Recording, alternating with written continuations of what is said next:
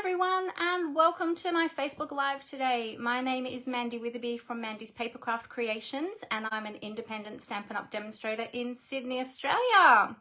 Happy New Year! It is the 5th of January 2023. Can you believe that? We are already in the new year. Where has the time gone?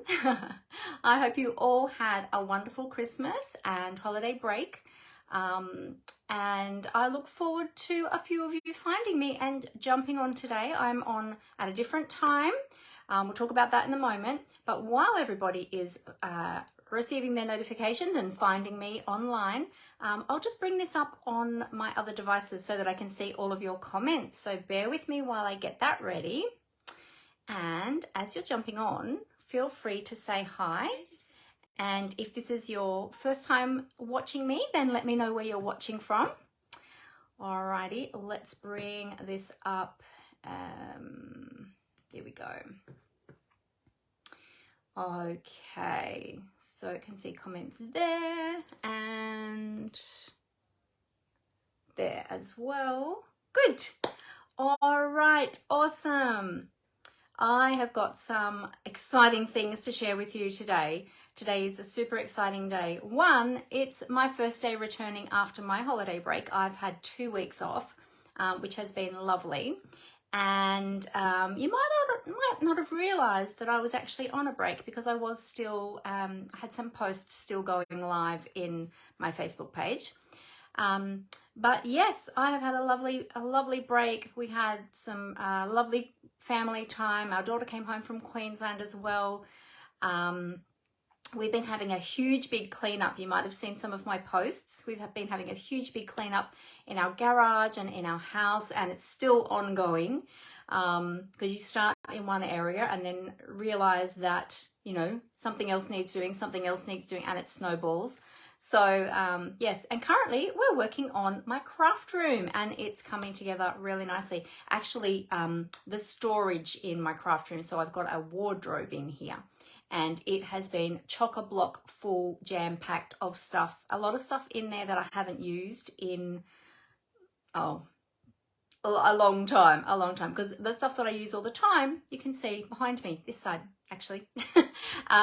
Yeah, so anyway, so it is bigger than Ben-Hur, a big job.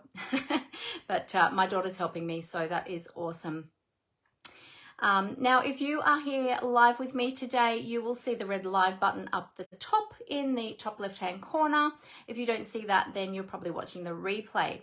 And I will post this over onto my YouTube channel later on as well. So thank you all so much for joining me, whether or not you are live or are watching the replay. I appreciate your support. Feel free to give me some thumbs up, some hearts. If you like what you see today, comment whether or not you're watching the replay or if you're here live. And I will go back and check those comments and respond. All right, we've got a few jumping on now. We've got Laura. Hi, Laura. How are you? Great to have you. Hi, Dimity. Great to have you here. Laura says, hi, Mandy. Can relate to when you say cleaning up. We've been on a cleaning mission around our house too. Yeah. Oh, that's so awesome, Laura. I think it's the time of year for it, isn't it? And that downtime, got Christmas and then New Year, and we're going into a new year. A lot of us are on holidays or taking a break. And I've heard from a few people actually that are having cleanups at the moment. So yeah, I think it's the time for it, which is awesome. And because, you know, you start your year and you get busy into the year, and then who has time for all of that then?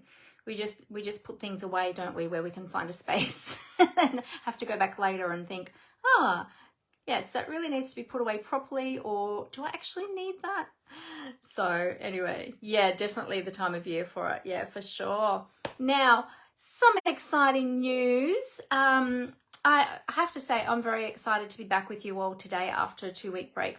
So there's been no lives for the last couple of weeks. I haven't sent out any newsletters, or I haven't been blogging or anything like that. So everything is back on board this week, and my computer screen has frozen, which is weird. So let me just refresh that over there. No idea why that happened. Oh, it's doing crazy things now. It's gone out of it. Let me just get that fixed again. I don't know what's going on. For some reason it keeps freezing over there. I don't know why. But anyway, I can see comments coming through still anyway. It's just the video is not playing. Very weird. Oh, there. Okay. I know Facebook keeps changing things all the time and keeping us on our toes. Where was I? Yes, and today, being the 5th of January 2023, we have got our brand new mini catalogue launched today to customers. So us demonstrators have been able to order from this already for about a month. So I have some of these brand new products to play with today with you. Not only that, we have a beautiful new mini catalogue, and I can actually open it and show you the inside now because it has gone live to customers. So we're allowed to open the inside now, online that is. And Sale-A-Bration has launched today as well, and Sale-A-Bration will go from today, the 5th of January, until the 28th of February. So it's only 2 months, and this is the only Sale-A-Bration we're going to be having this year. So we've only got 2 months of Sale-A-Bration. So if you love what you see in Sale-A-Bration, jump on it before things are gone, because yeah, coming towards the February, things might start to run out. We don't know. But yeah, so if you're not familiar with Sale-A-Bration, let me share a little bit of information with that. And I might say it a few times, but during Sale-A-Bration, you can earn freebies, which is super awesome. So if you're shopping with qualifying orders, you can order when you place an order from whatever other product is available online, in the new mini catalogue, in the annual catalogue. When you're here in Australia, when your orders go over $90, you can then choose a free item from the Sale-A-Bration brochure.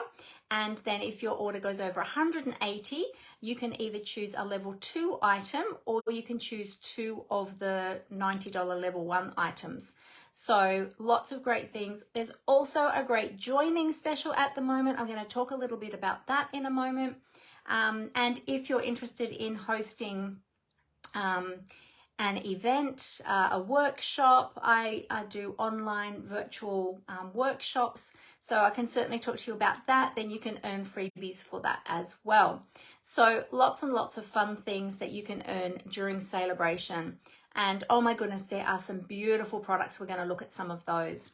So yeah, so that is happening. Now with every new catalogue, I put out I put on a paper share. So a paper share is basically a sampler of some of the new papers from the mini catalogue. Mini catalogue this time. So I have got a paper share that is running. I haven't promoted it just yet. I was promoting it, well, starting today because I've been on leave. So yes, I am running a paper share.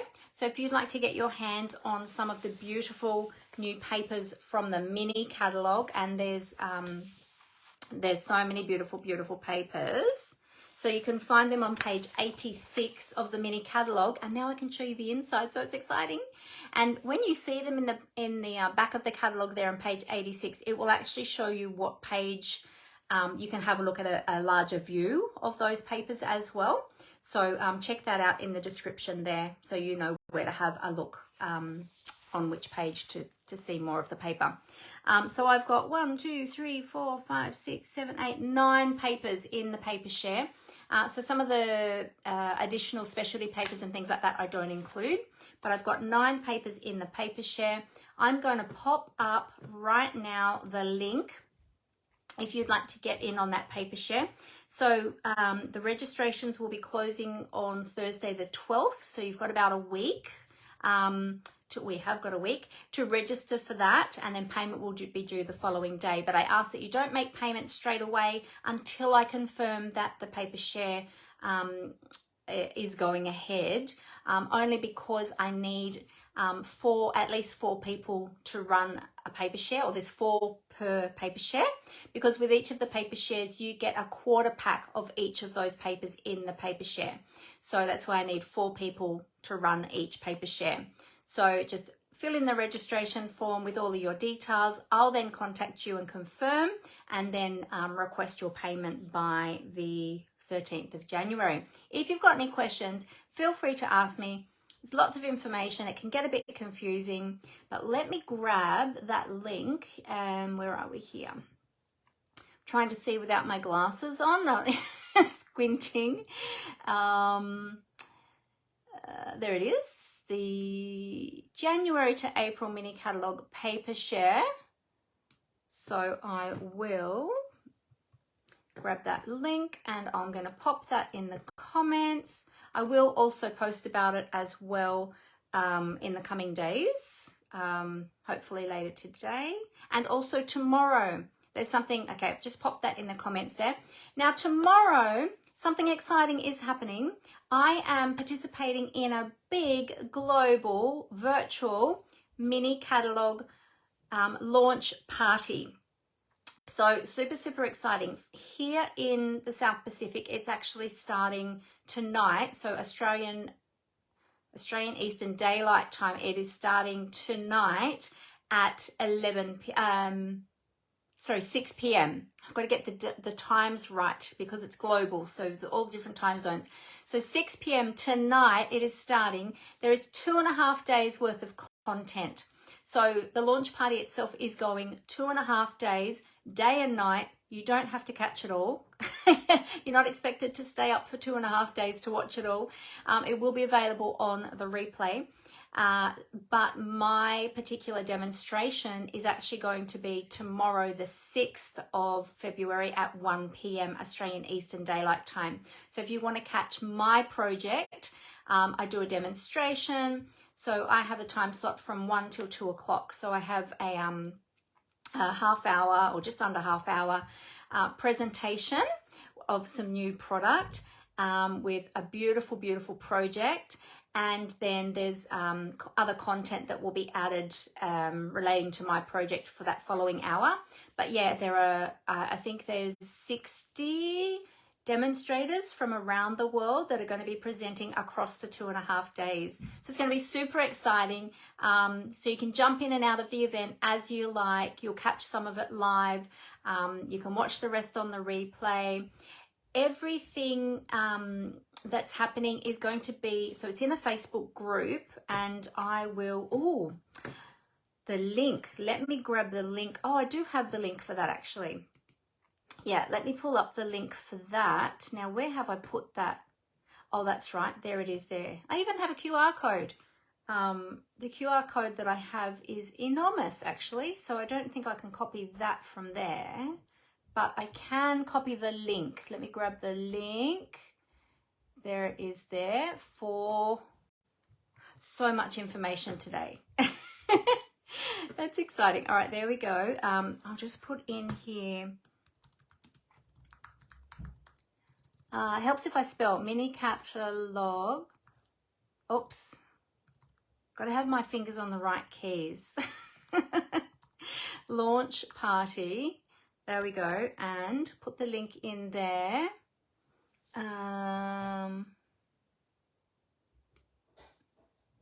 Oh, I think I've grabbed the wrong link. Hang on one sec. Let me go back here. Oh, okay, it's that first bit. I picked up an extra extension on that, so let me just delete that. I don't want to give you the wrong link. There we go. So I've put the link for the mini catalog launch party in the comments.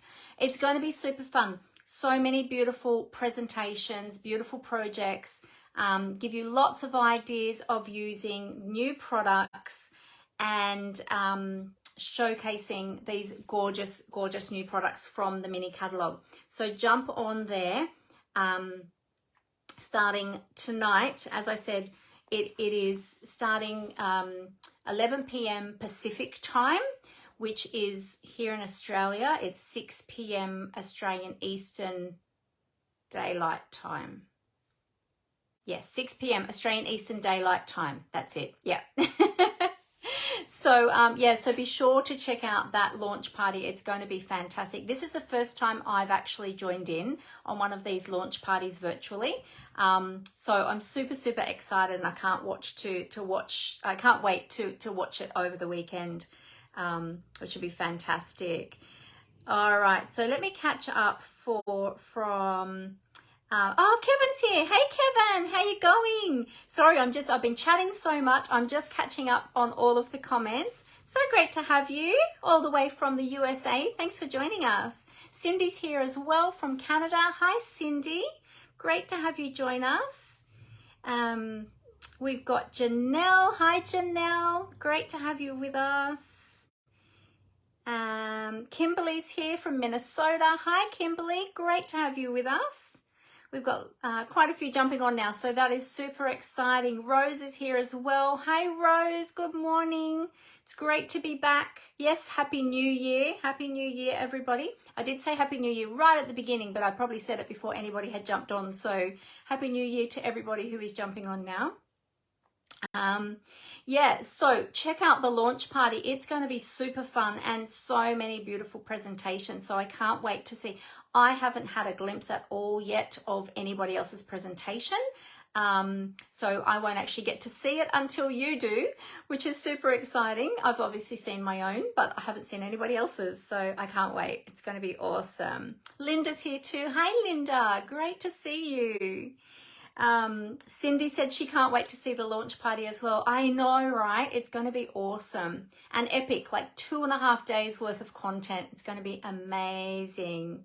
Oh, Kimberly's got 13 plus inches of new snow. Oh my goodness. That is so much snow.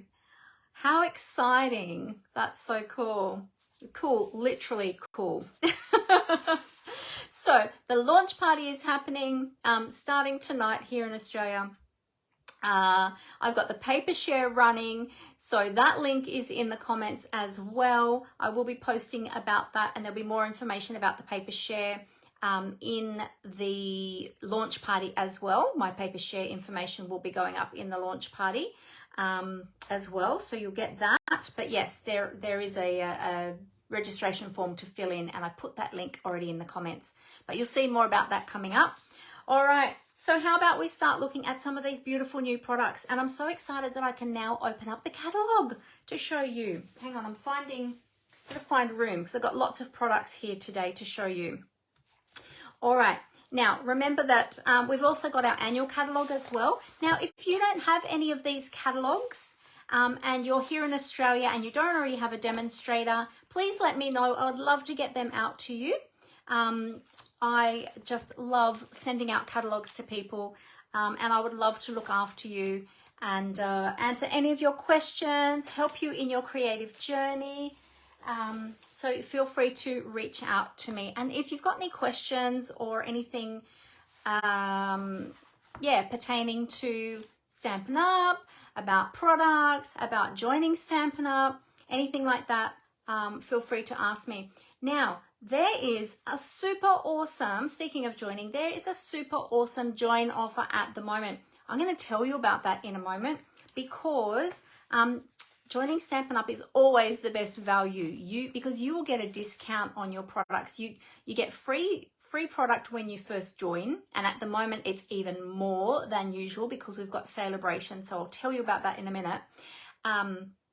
But then you get an ongoing discount, and not only that, you're also joining my amazing community of crafters, and we have such a beautiful community in my team, a bunch of lovely people, and we just have a wonderful time together. We gather together every month. And we have a great time together. We have a Facebook group, so we're in the Facebook group every day, inspiring each other, sharing our projects. I give out prizes, recognitions, awards, all sorts of things. I love to look after my team. I love to look after my customers as well. Looking after my team is next level. You get so much more. So yeah, if you would like more information about that, please feel free to let me know. And I'm going to tell you exactly what the join offer is at the moment. Now, there is something really, really special. There is a brand new mini Stampin' Cut and Emboss machine. So I'm going to be using mine today. So this is my mini Stampin' Cut and Emboss machine. So you can get one of these as part of the join offer. Also, there is a brand new one, which is a boho blue one. I don't have the boho blue one because I've got my little white one because everything in my craft room is white or pink. So the blue one didn't I was so tempted to get the boho blue mini machine, but I was so close to ordering it. But then I thought, you know what? I've already got one, and the color scheme doesn't kind of go with my craft room, but a lot of people are really loving the boho blue Stampin' Cut and Emboss machine. So you can choose whether or not you want the white one or the boho blue. Now the boho blue color is a new in color, which is going to be coming out in May in the new big annual catalog when that comes out. So it's a bit of a sneaky peek of the brand new in colors. Let me show you a picture of it. So that's it there in the the Sale-A-Bration brochure.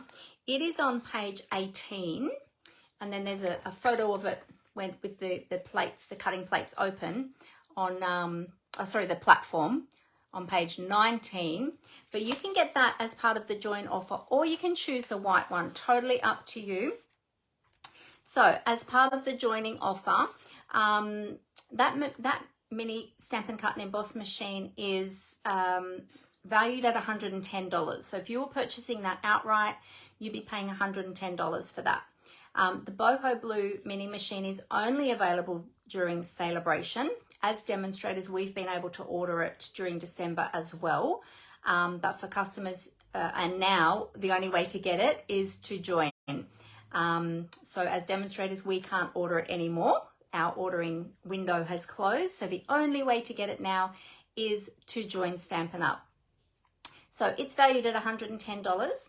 Not only that, you can then choose on top of that $315 worth of product of your choice to put in your starter kit. And for all of that, you're only going to pay $210. So how amazing is that? So in that you can choose, as I said, either the white machine or the boho blue machine. $315 worth of product. That's in Australian dollars. And for all of that, so that is a total of $425 worth of value. You're only going to pay $210. So how awesome is that? Now, if you already have a mini machine and you think, oh, I don't actually want one, I don't want another one, I don't need another one, that's okay. There's an offer for you as well. You can choose $315 worth of product and only pay $169. Now, $169 is the usual starter kit price, but usually you can only choose $235. So it's an additional $80 of product during Sale-A-Bration that you can put into your starter kit that you get for free during Sale-A-Bration. So that is super awesome. So you've got 3 options. So you can choose which option you like. Might sound a bit overwhelming, can be a little bit confusing. I've had a whole month to get my head around it. But so I am here to answer any of your questions if you need help with that. But it is the best deal. So if I wasn't already a Stampin' Up! Demonstrator, I would be jumping on that. And then once you join, just to let you know, there is no pressure to sell product. If you want to just order product for yourself and enjoy the discount for yourself, enjoy the crafting community, you can certainly do that. That is okay. If you want to do more than that, then I'm happy to support you in that as well. And we can talk more about that down the track, but there's no exit penalties either. You can leave at any time you like, so you can stay as long as you like, leave when you're ready, no lock-in period or anything like that. You just simply stop ordering as a demonstrator and go back to ordering as a customer. It's really, really easy, and I'd love to look after you either way. But if you would like more information about that, then please let me know. But check out pages 18 and 19 in the Sale-A-Bration brochure. And again, if you don't already have a Sale-A-Bration brochure, and you would like one of those, then this is my copy, as you can see, then please let me know if you're here in Australia and you don't already have a Stampin' Up! Demonstrator. I've already sent out copies to all of my current customers, and I've already had some requests from new customers as well for catalogs. So even though I've been on a holiday break, I have actually been sending out some additional copies as well. As I've been out and about and going to the post office or near the post office, I've been popping in and dropping some catalogs in the post office to go out to those new customers as well. So yeah, so that is the ordering special, which is super awesome. So how about I tip the camera down onto the desk and we start looking at some of these beautiful new products. I can show you more easily on the desktop. So what I'll do is I will cover up the camera and I'll transition it down to the desk, and we'll start having a look at some of these new products, and then we can start having a play. All right, here we go. Oh, the other thing before I do that is I'll just let you know, so a lot of you that watch me regularly know that I always go live on Monday afternoons at 4 p.m. Australian Eastern Time. So currently we're in daylight savings time. I'm adding an additional Facebook Live each week on a Thursday morning at 11 a.m. You might remember a couple of years ago, was it last year or the year before? I was actually doing an additional one on Thursdays, but I had to stop it for a time. But I'm going back to adding it in. So I'll be doing 2 Facebook Lives every week. So you'll see me here on Thursday mornings at 11 o'clock as well now. So yeah, so that's super exciting. All right, let's cover up the camera and we'll transition down to the desk. So just bear with me. I'll cover up the camera so I don't make you dizzy while I do this. Here we go.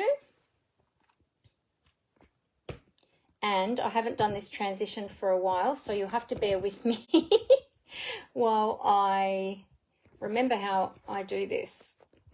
Got to loosen that one as well. Got to loosen all my clamps. Okay, I don't know if I've got that right, but we'll see. We'll see how that's looking. I think that's going to be up way too high. Might need to drop that down.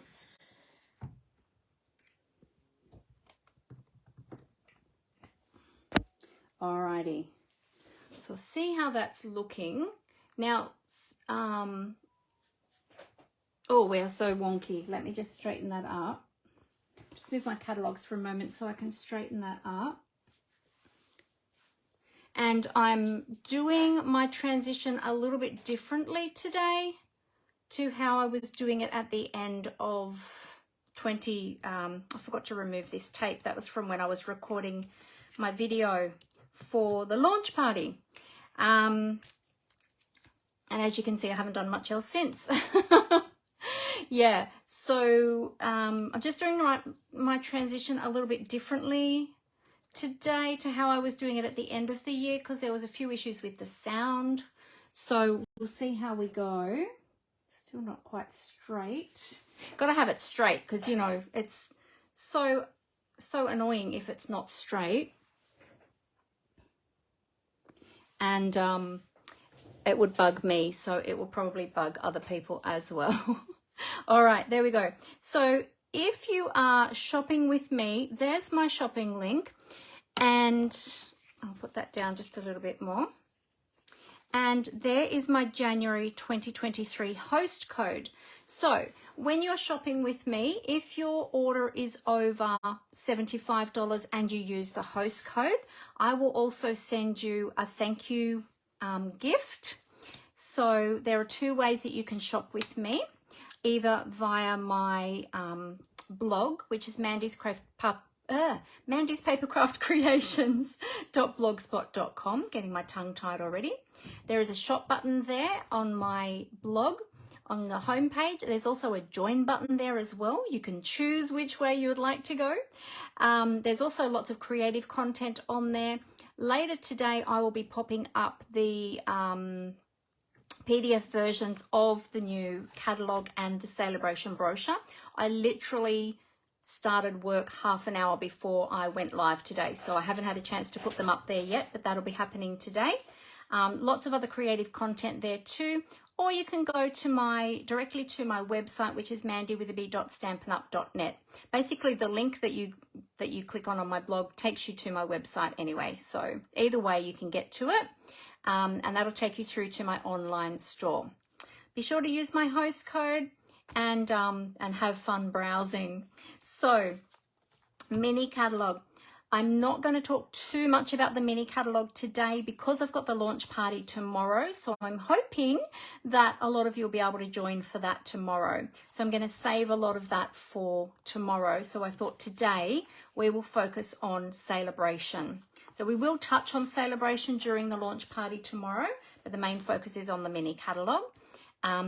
But oh my goodness, let me show you. Now, if hopefully my customers have started to receive theirs already.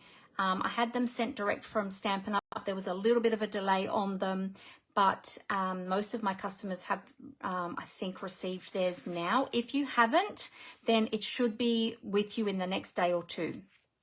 So we've got all these beautiful products. You can see I've had all of my sticky tabs in my catalog, my brochure. So I'll just let you know, in the front of the Sale-A-Bration brochure, it tells you and explains to you about how you can earn these free products. I've already mentioned it. Oh, I need to put the lights down on my desk, don't I? See, look, I'm so rusty. I've been away for 2 weeks and I'm so rusty with how quickly we forget. There we go. Hopefully that's a little bit brighter. Yes, so it explains here how you can earn the free products when you're shopping during Sale-A-Bration. These links here are the direct links. These go to the direct Stampin' Up website. They don't go to my online store. So these are the ones to use to go to my online store. Okay. Oh, hey Ruth, you made it. Great to see you. Great to have you with us. So I'm going to go through these products and show you. So first of all, we've got these adorable owls, and they really are adorable. Let me pull that one out here. So it's this one here. Super, super cute. These are just so gorgeous. My daughter actually used this to make a beautiful card for our great niece, or my great niece, her second cousin, that makes her, I think. And I'm going to be posting that in the coming days. It's a beautiful, beautiful, beautiful card. I don't have it to show you because we've already sent it to our little niece for her first birthday. These are super adorable, really, really cute. These are a red rubber cling stamp, so they're beautiful. Now this one you can choose for free with a $90 purchase.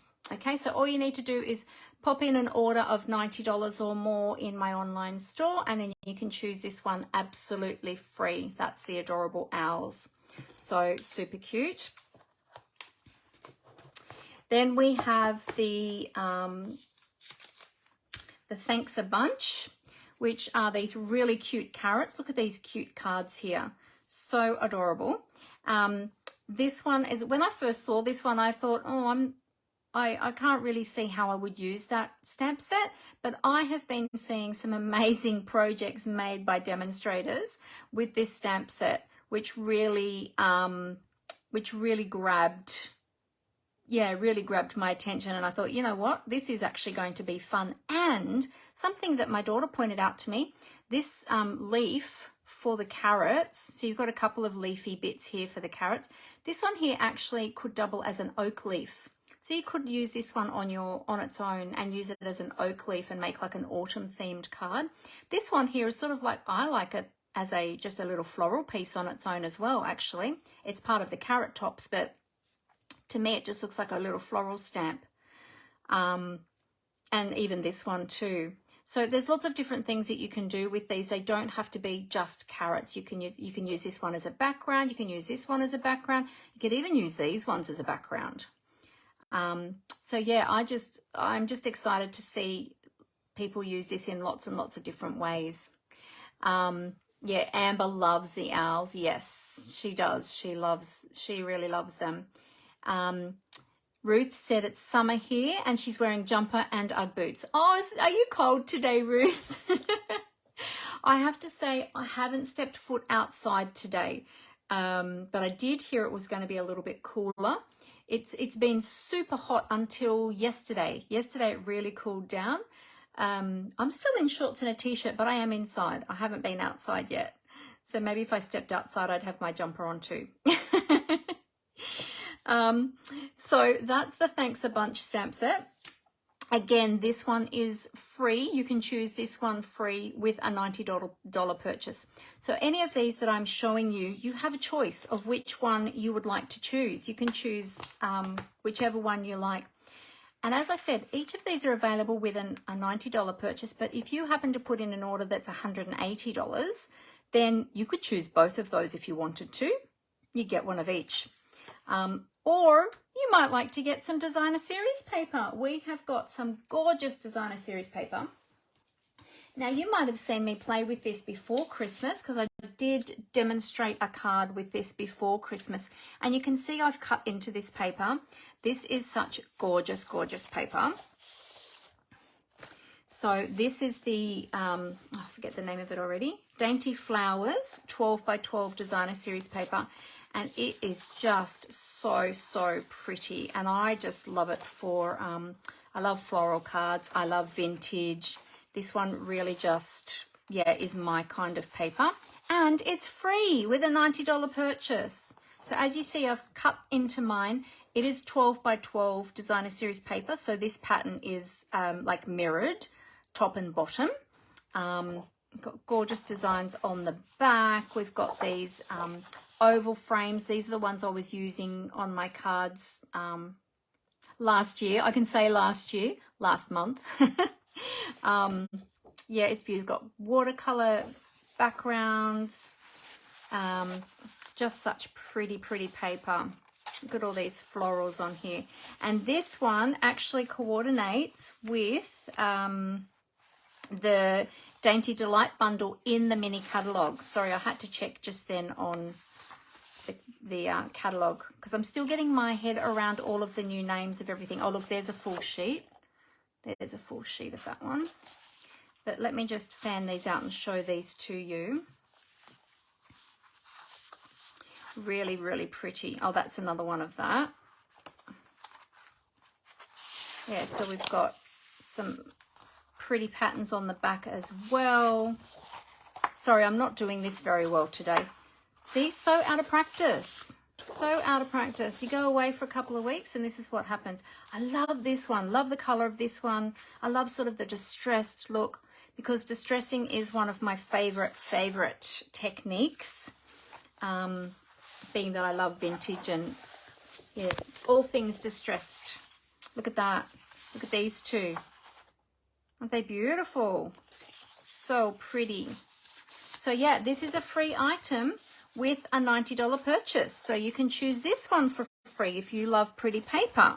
You might want this one rather than a stamp set. But you have the choice. So I'm not going to try and put that back into the packet because that's just not going to happen in a hurry. Look at all these beautiful samples. Look how pretty these samples are. Now, these samples here also are using the Dainty Delight bundle from the mini stamp, the mini catalogue. It is on page 55. There it is there. And that was the one that I was using with that paper last month to demonstrate to you. Yeah, so really beautiful. Love that. So that's probably my favorite so far. Then we've got some more free paper. The Heyday, Day at the Farm, not Heyday. I want to call it Heyday. Day at the Farm designer series paper. Now, I haven't even looked at this yet. I cut it open just before we went live so that it would be easier for me and quicker for me to show you online. But I actually haven't opened it yet to have a look. And this one also coordinates with products from the mini catalogue. It coordinates with the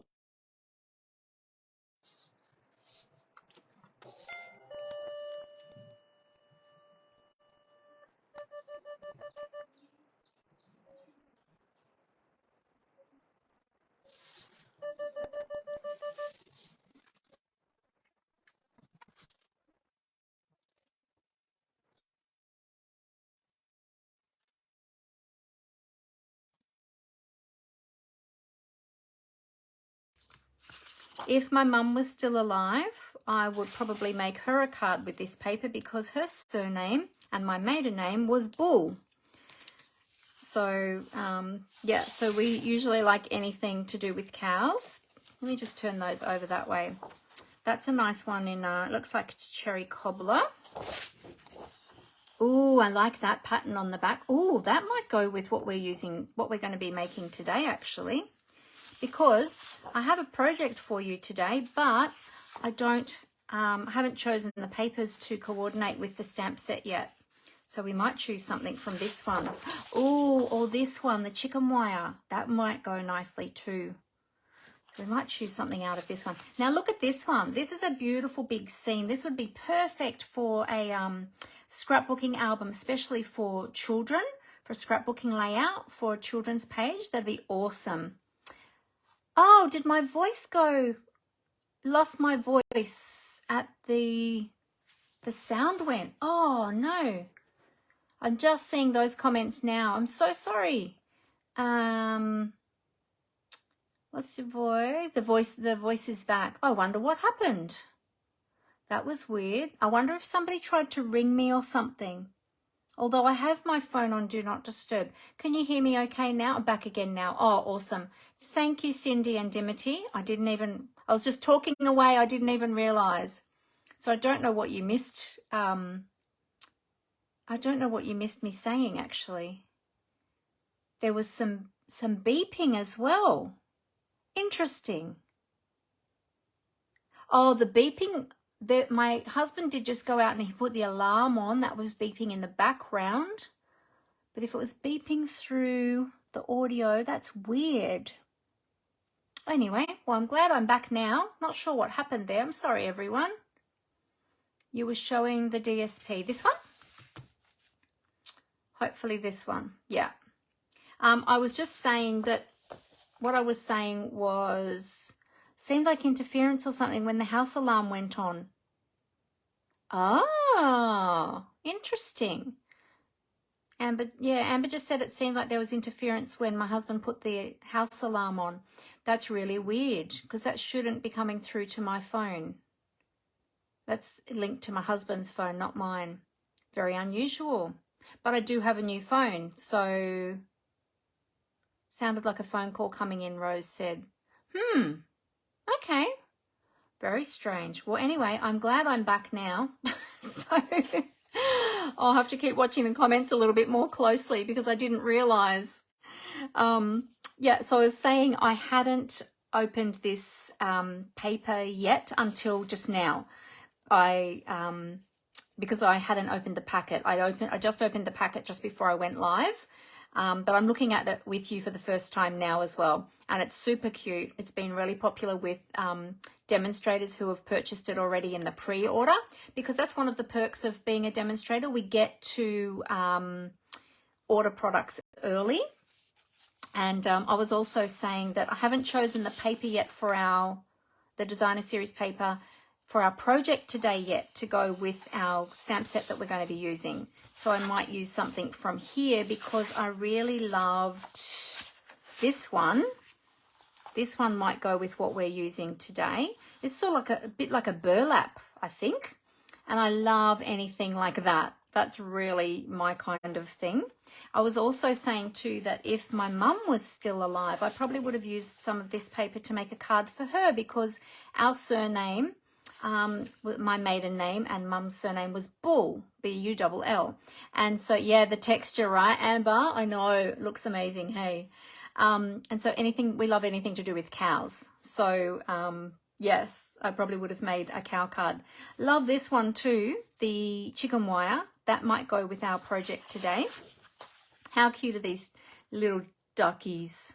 Well, actually, we've got geese and we've got chickens and we've got chicks, which could be chicks of either. So, oh, and we've got a different chicken there too.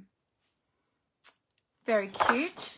And this one I was saying would make a really nice scrapbooking layout for a children's layout. Or even if you have gone and spent the day on the farm, or if you work on a farm, or if you own a farm, this would be a really super cute background layout for farm, and you wouldn't really need to do much else except put your photos on there and add a bit of journaling. That's really pretty. Look how different that is, that floral pattern. I'll make a pretty floral card. And then we've got some veggies, because of course you've always got to have veggies with the farm. So that's super cute. Oh, that's nice too. That's a really nice design on the back. So there you go. So that paper is very versatile, isn't it? Lots and lots of different designs and patterns there. But yes, I'll keep this one in mind and the burlap for our project today, because we might use one of those. Got some beautiful grassy hills there with the moo cows. And we've got our farm animals there as well. So as I said, this one coordinates with one of the bundles in the mini catalogue. It coordinates with the On the Farm bundle that you can find on page 34 in the mini catalogue. So if you purchase the bundle in, actually let's have a look. Oh yeah, it tells me here. So in the mini catalogue, the On the Farm bundle is $90. So you get the stamp set and the coordinating dies, and then you can choose the paper for free, and then you'd have the whole complete set. So everything would coordinate, which would be super awesome. All right, then we've got another stamp set, which is the Sending Support stamp set, and there are some beautiful sentiments in here. We're going to be using this one today as our sentiment stamp set, because the stamp set we're using doesn't have sentiments that comes with it. So we're going to be using this one as well today. So we've got some beautiful sentiments in there to, well, send support to others and show others that we care. So yeah, so that's a really nice one.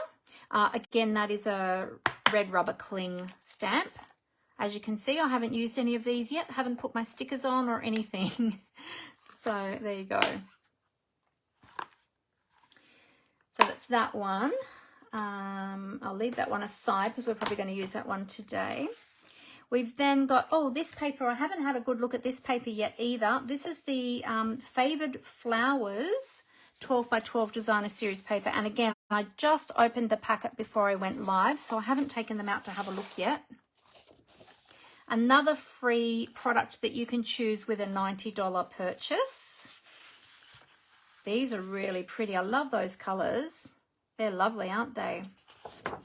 And then on the other side of that one, ooh, that's different. That's in Mossy Meadow. That's really nice. Put those that way. Actually, let's turn them up that way. Love that. Oh my goodness, my mum would have loved this paper because this is her color. She loved anything that was purple, and she loves flowers. And the reverse side is beautiful as well. Isn't that gorgeous?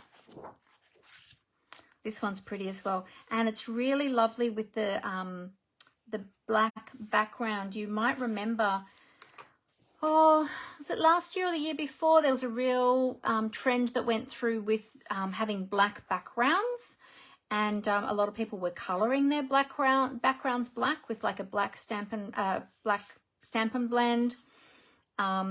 Yeah, so these are really awesome for that kind of technique. Oh, this one's, look at this one.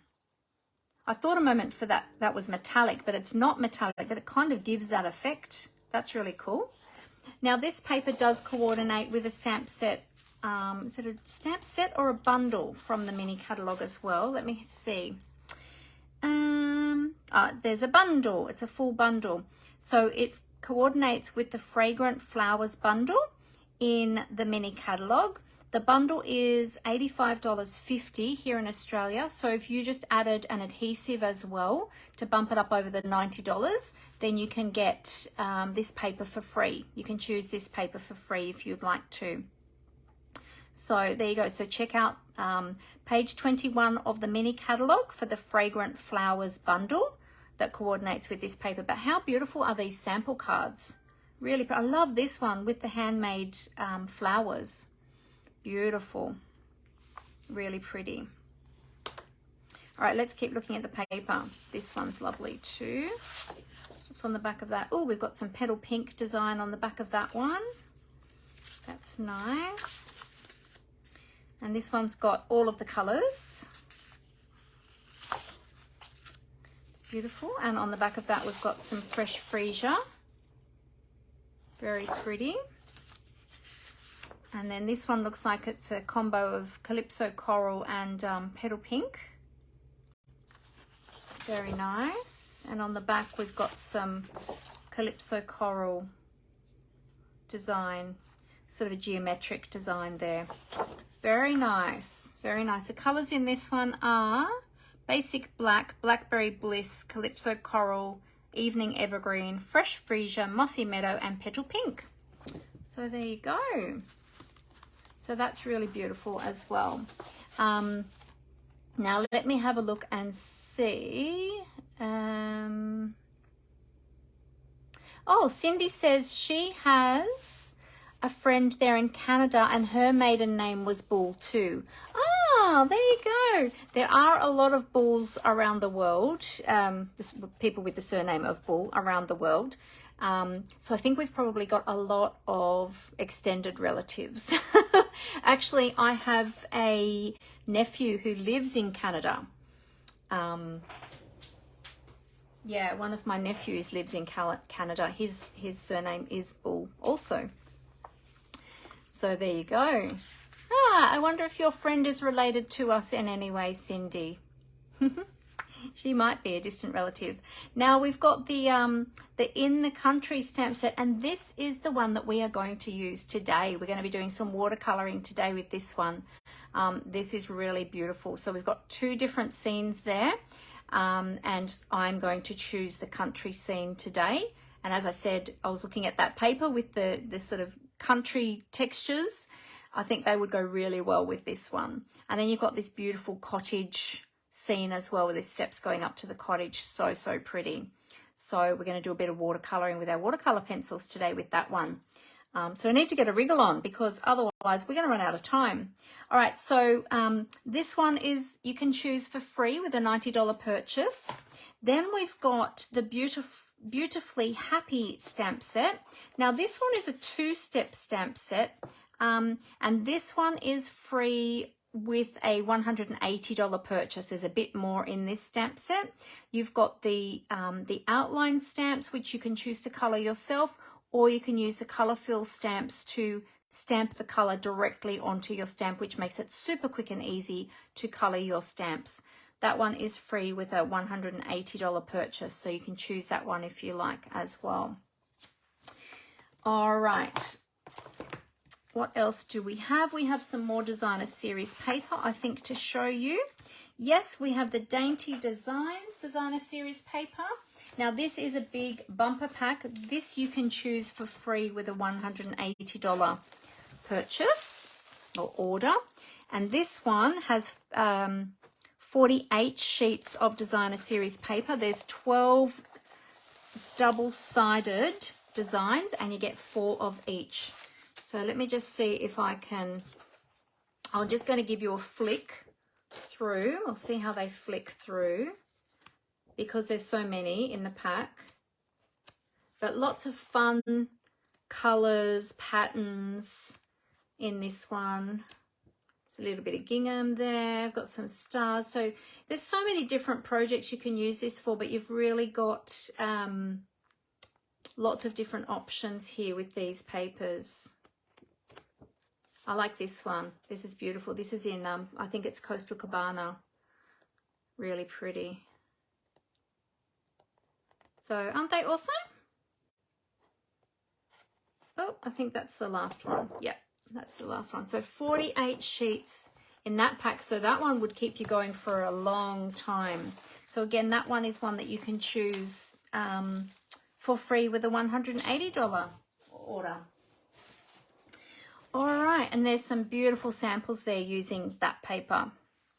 So there you go. And then on the next page, on page 16 and 17, you'll find information about hosting an event. So if you are interested in hosting a workshop, I can do online workshops for you and your friends. I'm happy to do that. And there is a free stamp set there that you can earn with qualifying sales when you host a workshop. It's really, really pretty. It's called Scenic Garden. I don't have that one yet. But if you are interested in hosting an event for you and your friends, then please let me know.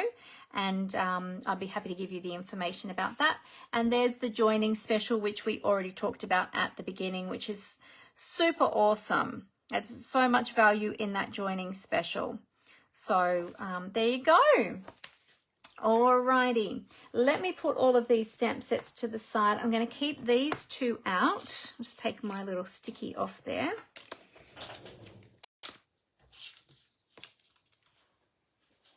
All right, and we're going to use these two today.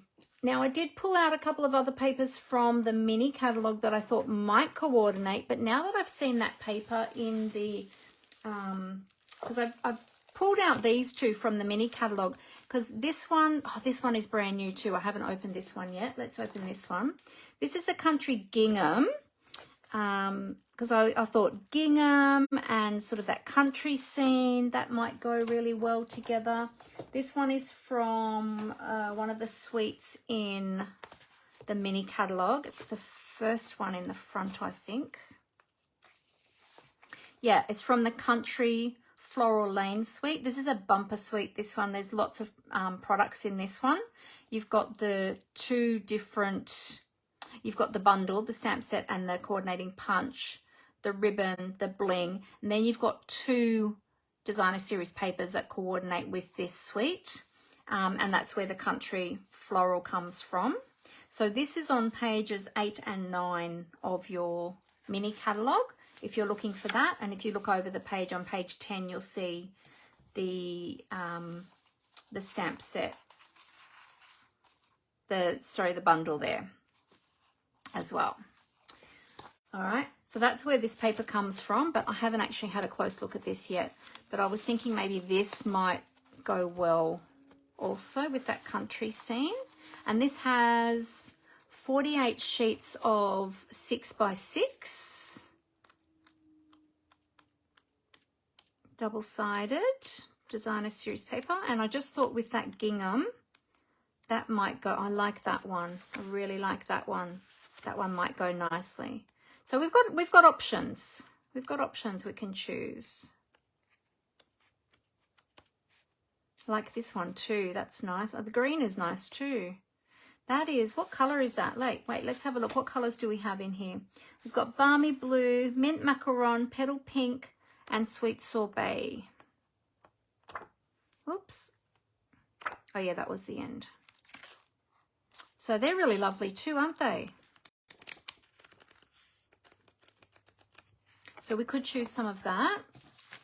Or we've also got the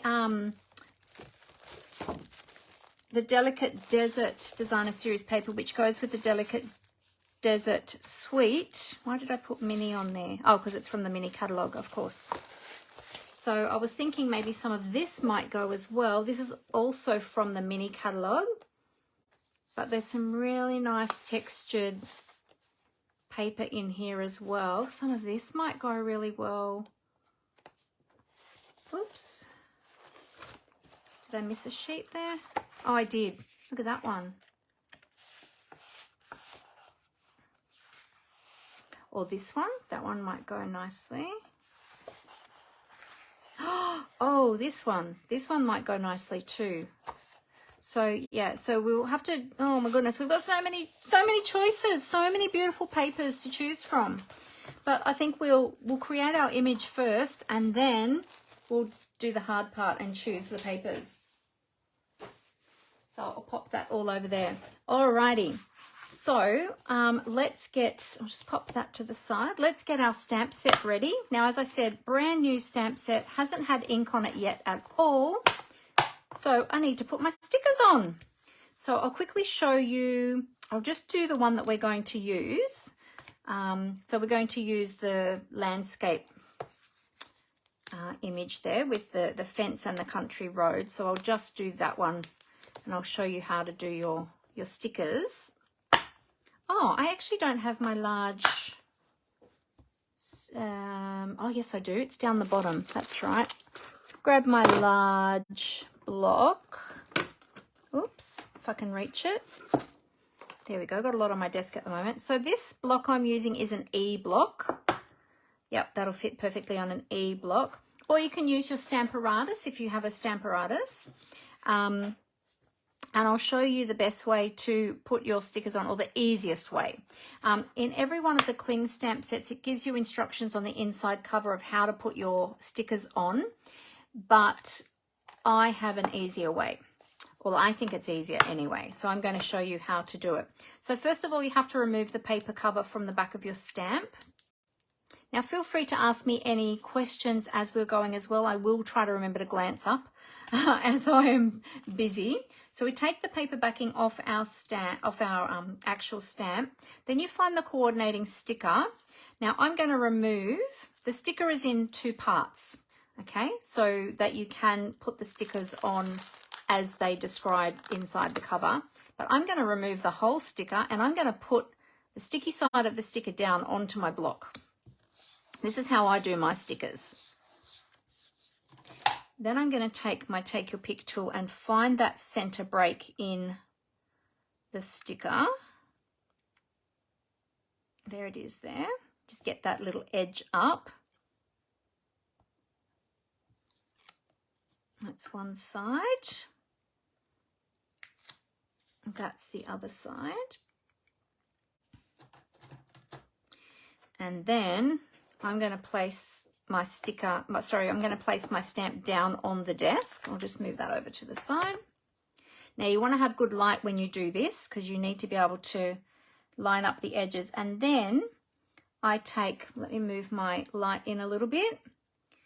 I take my sticker and I place it down onto my stamp. So you've got to do this slowly and line up that sticker as you do it to get that lined up in exactly the right spot.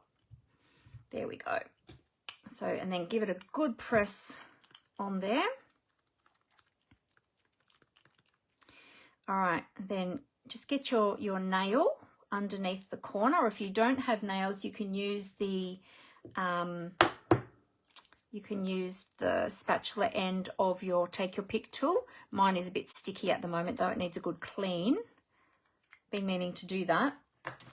So then take up your stamp, and then what I do is I just dab just one corner. I usually do the bottom right hand corner onto my clothing, just to pick up a little bit of lint on one corner of your stamp. You don't want to do the whole stamp, just one little corner. And that means that when you have your stamp down on your block and you go to remove it, you know that that corner is going to lift up easily, because these stickers are really, really sticky. But that means that you can get your hand under there to lift your stamp off your block really easily. All right, but now we'll put it back on our block because we're ready to stamp with that. Okay, so I've got some cardstock here. Now I'm thinking, because we're doing watercoloring, I do have some thick, very vanilla. Now sometimes with the, if you're doing watercoloring, I prefer to use thick rather than the standard weight cardstock, because it just holds the water a little bit better. Or you can use the Fluid 100 watercolor paper, but if you are stamping onto that, try to use your Stamparatus, because it's textured. The cardstock is textured, and so sometimes you might need to stamp the image twice to get a good image. So use your stamp positioning tool. Or you can use shimmery white, which has that little bit of shimmer in it. So that's, not sure if the camera will pick that up, but it's pretty, it's just got a very soft shimmer, but this holds the water really well as well when you're watercoloring. So I'm thinking I'm going to use shimmery white, because I know that I can work with that much more easily. But if you prefer the vanilla, then you can use the vanilla, or you might like to use the thick basic white as well. So you've got lots of choices. So I'm going to cut this piece down, bring in my paper trimmer, and I'm just going to cut this in half. So this is an A4 sheet. So I'm going to cut that at 14.85, which is exactly half. And then I'm going to turn that around on the long side and cut that at 10.5. Which will give me a quarter piece, which is like a card front size. Okay, and that's going to be my starting point for card. So we'll do our stamping first so that that can have a chance to dry. Now I did grab some grid paper. There it is. I was thinking, where did I put that? I'll put some grid paper down on my desk from my small grid paper pad. This can be found in the annual catalogue or in my online store. It's just called small grid paper and it comes in a pad. I think there's 50 sheets in the pad. It lasts for a really, really long time, but it protects your work surface. We also have a big, I think it's like an A3 kind of size grid paper as well if you want to cover like your whole desk surface or like a larger portion of your desk surface. You could use that as well. All right, so we are going to be stamping in Stays On ink because we're going to be watercoloring today, and so we want to use a solvent-based ink so that the ink won't bleed when we're using those watercolors on it. Now you've got two choices. You've got saddle brown or you've got jet black. I always think we might go saddle brown today. I don't use my saddle brown often enough. I usually go straight to the jet black, but I thought we're doing a country scene today. So let's go with the saddle brown and we'll see how that's going to look. When you're using Stays On, you do need to use a special Stays On cleaner to clean your stamps to remove that solvent-based ink. Okay, so you can purchase that as well in my online store. All right, so I hope that this is inky enough. I haven't used this one in a really long time. We do sell the re-inkers though as well. So I'm just going to rub that on and then tap, tap, tap. Oh, it looks like there's plenty of ink on there by the look of it.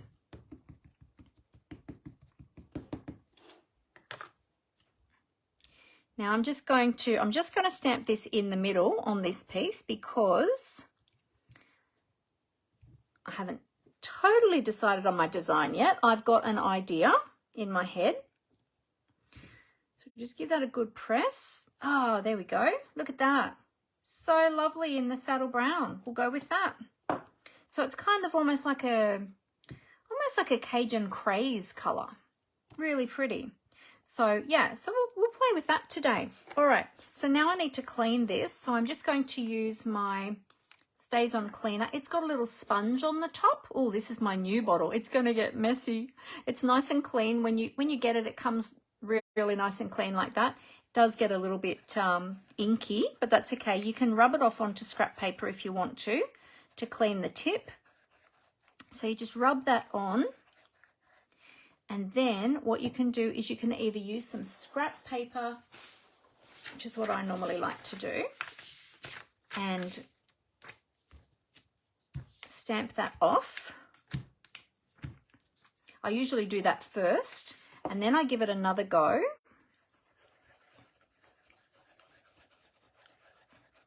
And then, as I said, if you want to clean the tip of your Stays On cleaner, you can just rub that then on some scrap paper to get that clean. And then I'm going to use I'll move that to the side. I'm going to use my Stampin' scrub to clean that. And that should get that nice and clean. Gets rid of all that ink off there, makes it nice and clean. We'll give it a little dry on the dry side. So I have one side for wet and one side for dry on my Stampin' scrub. There we go. So it's nice and clean. Now I like to give it an added clean just to remove any of that cleaner that might still be like have a bit of a residue on there. So I've got a chamois here which I just washed yesterday. So it's nice and clean. Well, it's stained, but it's actually clean. It's nice and clean on that side. And I just give it a little rub on that just to remove any of the excess cleaning solution on there, just to keep my stamp rubber in really good condition. So there you go. So that's beautiful and clean now. Alrighty. Okay, and then this scrap paper can just go in the rubbish. All right, so I'm going to be using my watercolor pencils today. Now, Stampin' Up has two sets of watercolor pencils. I keep mine in a pencil roll because I used to travel a lot to go and visit my mum and things like that. So I always liked to take these with me, and I liked to have them in a roll like this that I could just then open them out and use them straight from here. Got my little samples in here with my little color palette, which always comes in handy. I made this myself, this little color palette comes in handy when I'm using my pencils. And I can keep some of my coloring tools in here as well. I usually have a blending brush in there as well. So this is both sets of the pencils. We have the original assortment, and then there's the I forget what it's called, the second assortment of the watercolor pencils. Just look up watercolor pencils on my online store and they will both come up. But this is all of them, and I think I've got a couple of duplicates in there somewhere too. So yeah, so that's how I like to use them that way. So I'll pop those over to the side. And we can start with colouring our design. So we've got a timber fence there, and because, yeah, it's already, I think I'll use a little bit of espresso, early espresso on there. So that ink should be dry now. So just make sure that that's dry before you start doing any watercolouring on there. And, oops, I'll just turn this way. And I didn't grab my glasses. Now, what I love about the watercolor pencils too is you don't have to color precisely, because we're going to go over it with our watercolor, our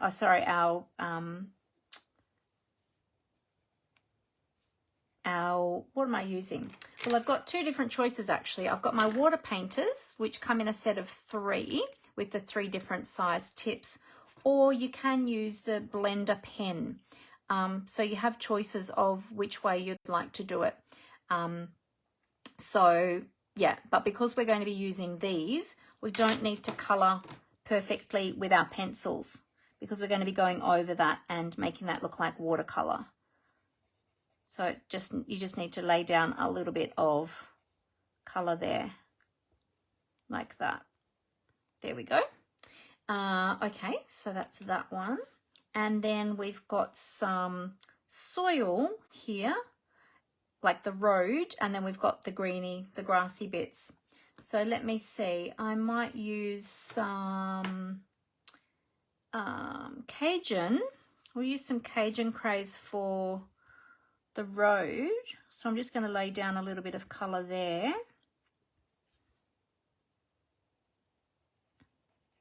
Just roughly, because we're going to watercolor that. And there's a little bit of grass in between the tracks of the road there. So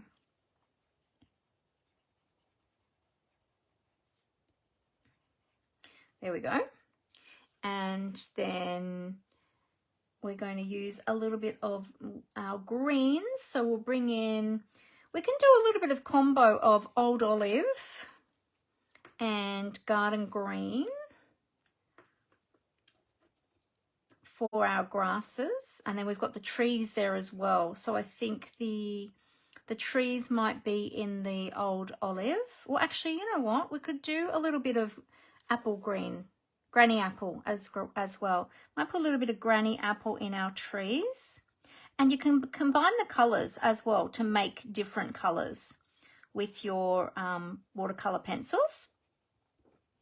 And I do have somewhere a chart of the different colors that you can make, which I don't have printed out actually. I saw somebody, I usually just blend them myself, but you can make specific sort of Stampin' Up colors by blending the colors. And I saw somebody at our recent onstage event, which is the Stampin' Up annual convention, actually do a demonstration with the different colors, and she had a chart and showed the colors that you can create when you blend them together. So I'm going to add a little bit of garden green in with those trees there. And as you can see, like I'm just laying down a little bit of color. I'm not being too precious about how I'm coloring these, because I'm going to make them into watercolor, so it won't matter. All right, and then for the grass, I'm going to use some old olive. And we'll lay down a little bit of colour.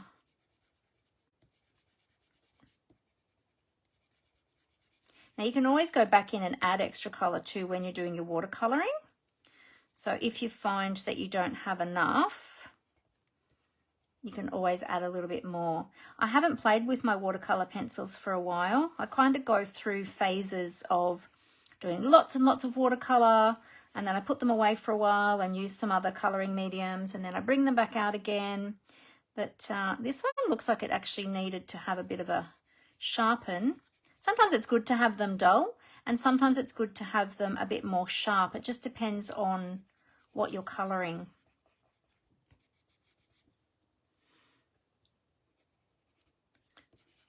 There we go. So that's the old olive. I might add a little bit of garden green in there as well.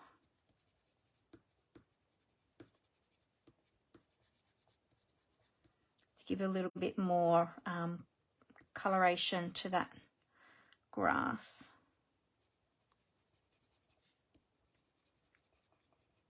There we go.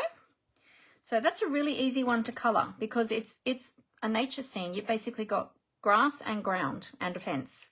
So that's, yeah, that's really easy. All right, so now you've got the choice. You can use your blender pen or you can use your watercolours. Totally up to you which ones you'd like to use. The blender pens come in, now this is an old packet, so it's got the old, what do you call it? The old packaging. It's a different colour packaging now, but same sort of thing. You get the 3 blender pens in the package. Now these have got a special solution in the blender pens that blend your watercolours. You can also use these with our inks, with the classic Stampin pads and with the ink refills as well. Same with the water painters. So the water painters you fill with water. So these ones have a special solution in them, but these ones you put water in the barrel. So you unscrew them. I forget which way it unscrews. These ones unscrew backwards. That way. Yeah, that way. There we go. They've got a little little chamber, little water chamber. You just put water in those, screw them back in, and then you just use them like a paintbrush, but you've got the water flowing through them. You just give them a little push, a little squeeze up this end, and then the water will flow through them. So you've got the 2 different options. Sometimes you can combine both. So I thought today we might combine a bit of both. Now I haven't used this one for a while, so I hope that it's still ink in there. Let's see. Oh, yep, it's working. So that's good. And that just really softens those watercolor pencils. It blends that color that we've laid down as well. So because we've laid down the 2 colors, it's blending the 2 colors together. These ones are not super wet, but they do give that watercolor effect.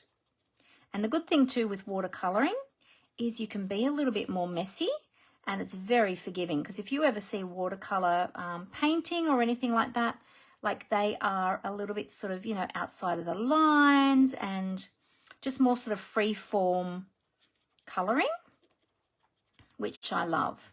So there we go. So it's dual tip, as I said. Now, after you've finished one color, it's a good idea to clean off your brush onto some scrap so that you can clean the tip off. It'll be a little bit stained, like you can see mine is a little bit stained here, but so long as you get that excess color off, then you're ready to go with your next color. Now you do have 2 ends. They're both exactly the same size, but it means that you've got more options of quickly changing between colors. All right, so let's do our fence. Just blending that down.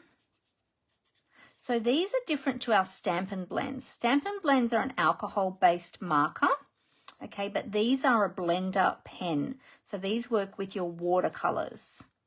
So people get a little bit confused sometimes, and they call the Stampin blends blender pens, but they're actually not. They're completely different products. There we go. Let's do our road. So you can see how easy it is. And then you can extend that color with your blender pen as well. So you can just bring that out. The thing with the blender pen is you don't want to overwork it. If you overwork it, it can cause the cardstock to pill a little bit. Okay, so because the tip is a little bit sort of more harsh than a water brush. With a water brush, you've got a lot more fluid coming out, whereas this one is a little bit drier. So you just have to be a little bit careful. So I'll hold it up to the camera where it's up to now.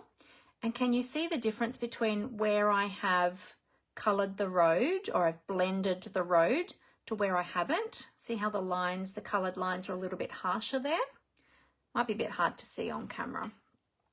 I'll tip the lights a bit that way. So I'll blend this one down now. And see how I can take that color out. I think I picked up a little bit of green, so I'm just blending that out. See how I can take that color out to the side a little bit there? I can blend it to make it look like watercolor. So give my brush a little clean. And then we'll do the green here.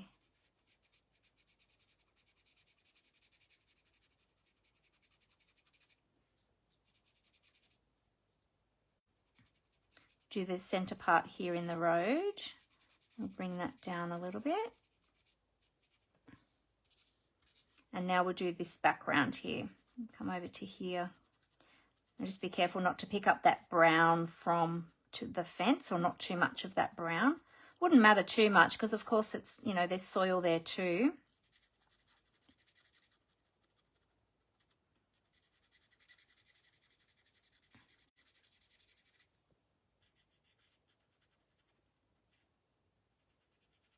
These are so easy to color with. They just give such a beautiful effect, and they're just really, really easy. And I love that, yeah, they make it look like it's professionally watercolored, and it's actually not. It's just super easy. Now with the watercolor pencils, a great thing with those is that they are in the Stampin' Up colors. So, you know, you can get watercolor pencils a lot of places, art stores and whatever. But these watercolor pencils are in the Stampin' Up colors. So they coordinate with all of our designer series papers, all of our cardstocks, our embellishments, our ribbons, etc., etc. And that's why I love the Stampin' Up watercolor pencils. There we go.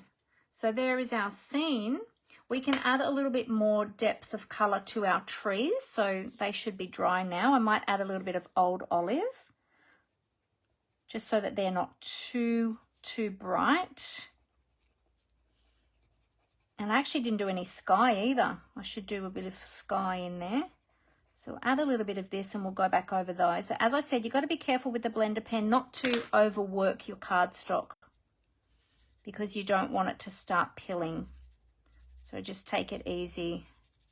And I'm not pressing hard at all. I'm just using a very light hand. There we go. So there's our scene colored. So now we'll add in a little bit of sky. Let me put my greens away. Oh, I've got a couple of old colors in here too that came with a kit years ago. There was a watercoloring kit, and it had, yeah, it had some watercolor pencils with it. So we've got a bit of balmy blue. That's what I want to use, which is my balmy. There you go. And when you're looking for the colors, sometimes the tip on the end there doesn't look exactly like the color of the cardstock or the color of the ink. So this is the balmy blue pencil, but look how dark that blue is there compared to the blue of the actual stamp pad. But when you color this, the color will actually be light. Okay, so yeah, so don't get confused with that. We're just going to add a little bit of, just a light little bit of balmy blue here in the background, just for a little bit of sky. Okay, and then we'll just make sure that our tip is clean. We don't want to take any browns or greens into the sky. And because it will blend the color, oops, just got a little bit of something there. Just be careful when you come down to the trees that you don't pick up that green and take that up into the sky.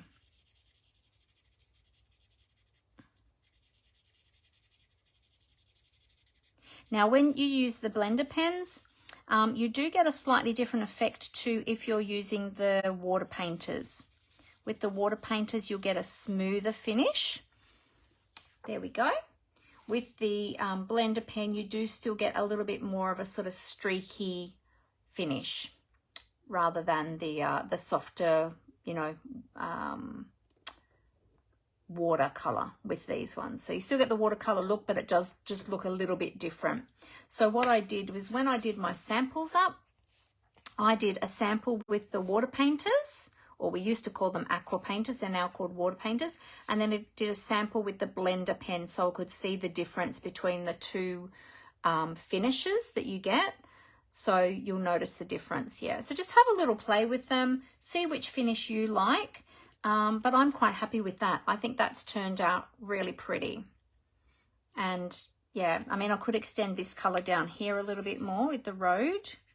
Come down over here a little bit. What color did I use for the road? That was Cajun, wasn't it? Was it Cajun? Yes. I might just extend this one down just a little bit more over to there. So see how you can just come back in and just add a bit more. It just is really easy. So there you go. So there's our image finished. So that was nice and easy. Pop those pencils away.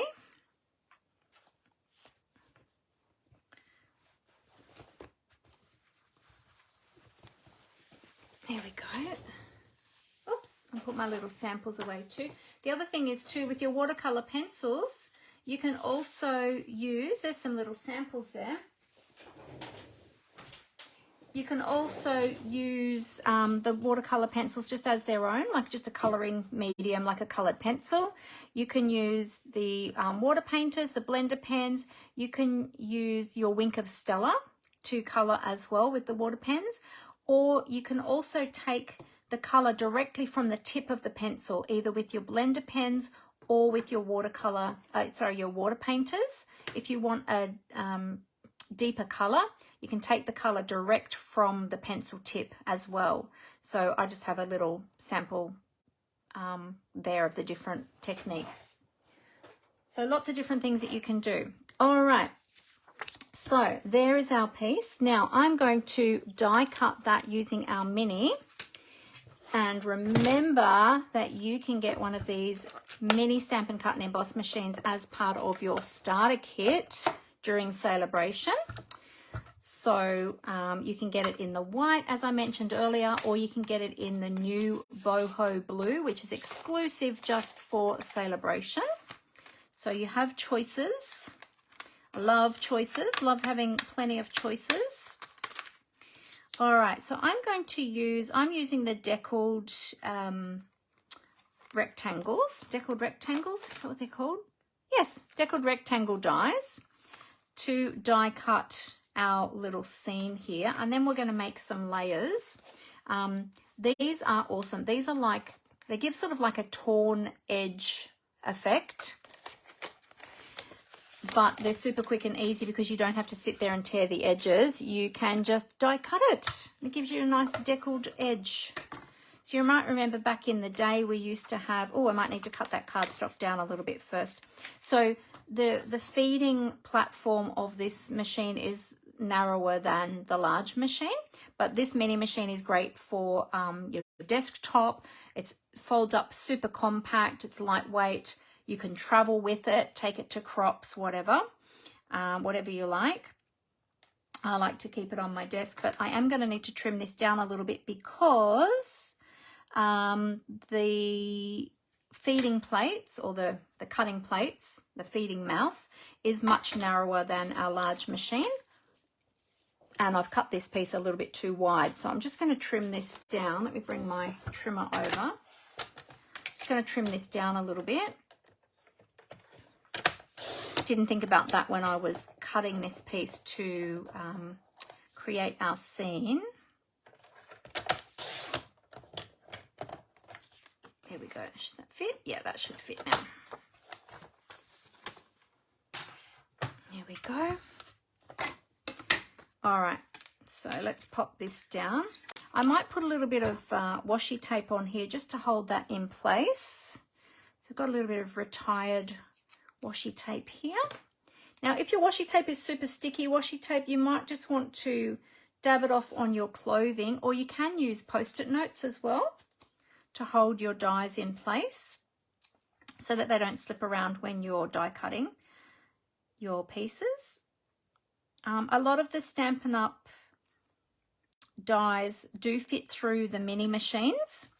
There's some of the larger shapes don't, but a lot of the coordinating ones that come with your stamp sets and things, they do fit the mini machine.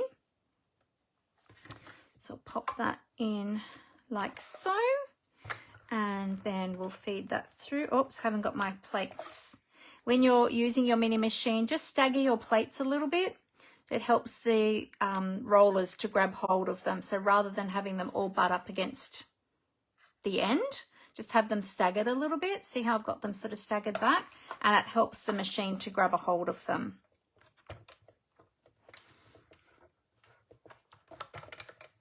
Why is it not going through? Oh, I know why. Because I've got a straight edge there. Because my die is a straight edge, I need to turn it at a little bit of an angle. That'll help the machine to grab it. There we go. That was it. Whoop. Usually when you have a die that is very straight on the edge, if you put it at a little bit of an angle, it helps the machine to feed it through. This one was quite wide, so it was hard to put it at too much of an angle.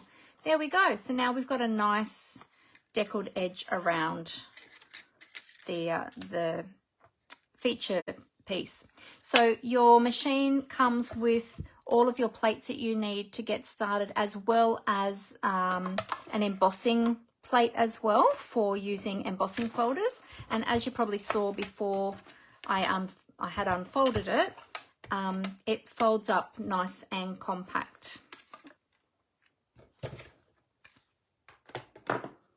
There we go. All right. So we'll put our dies back away. Oh, hi, Fee. How you going? Oh, you're making cards with a friend today. Lovely. That's nice. It's lovely to gather with friends and craft together. Where did I put my dies? There they are. I'll just pop that die back in the packet so that I don't misplace it on my desk. So there's a lot going on my desk today.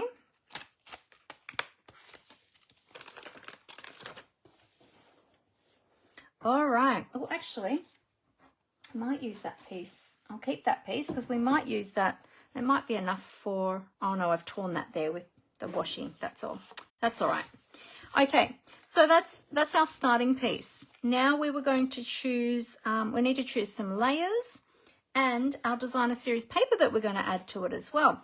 I did bring in some embossing folders as well. These ones are designed specifically for the mini Stampin' Cut and Emboss machine, and Stampin' Up! Is always bringing out new embossing folders to fit the mini machine. And I was thinking maybe the stripes might be good for the background of that too. I was wondering about putting a piece of that behind there. So I've got a few ideas. We'll keep that out. We'll see how we go, but let's grab some of that designer series paper and we can decide now which papers we're going to use. Oh my goodness. So now the hard part comes with the decision making. So we've got our gingham.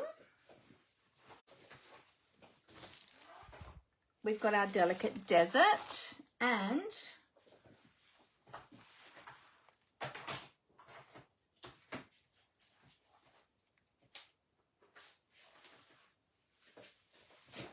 we've got our day at the farm paper. So we have to decide which one. I really liked, when I was going through this one, I really liked, whoops, this one. Sorry, did I just hit the camera with the paper then? That just flung up out of my hand. I really like that. We're going to need some layers in there in between though. Or there's the chicken wire. I really like the chicken wire too. So choose between those two. You know what? This one would almost go as well because it's sort of country. Ooh. What do you think about that? I think I'm going to need help from you all to help me choose papers. That one could also go too. It's kind of country look, isn't it? Okay, so that one could be an option too. What else do we have? No, no, no. I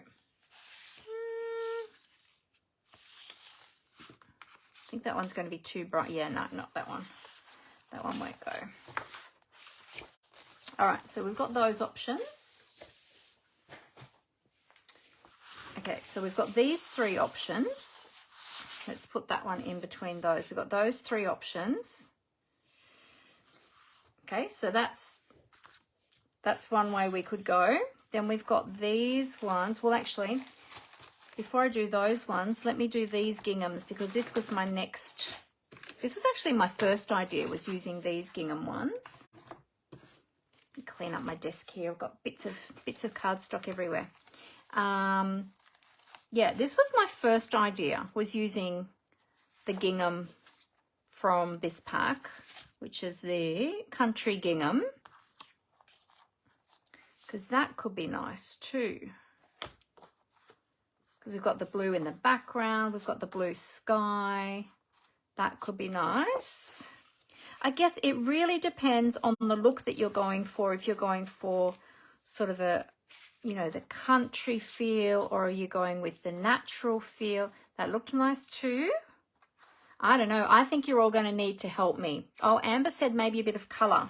Yes. Maybe a bit of colour. Yep. Oh, even this one. Look at this one.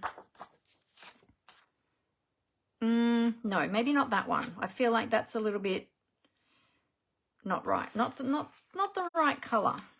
But the green looked good. The blue looked good. There's this blue one as well. I'm not vibing that one as much. What else have we got? Let's see. There's this green one. That could be nice. I need to start pulling out these ones that I'm thinking are a possibility. You realise I'm going to have to put all these papers back, don't you? Oh, what about this one? Maybe a bit too red, bit too, because this is, I think this one is sweet sorbet. Yeah, sweet sorbet, a little bit too pinky red, I think, for the colours we've got in the imagery there. So it's that one. Then there's this one. I'm vibing the blues. I'm liking the blues. Blues. Oh, well, this is the sweet sorbet again. No, I think I like the deeper. If we're going to go with the reds, I think I like the deeper one better. And then the other one we have, oh, there's this one too, which again is the sweet sorbet. It is, I don't know. Yeah, I don't think it's the right colour for the colours I've used in. Maybe that. Don't know about that one.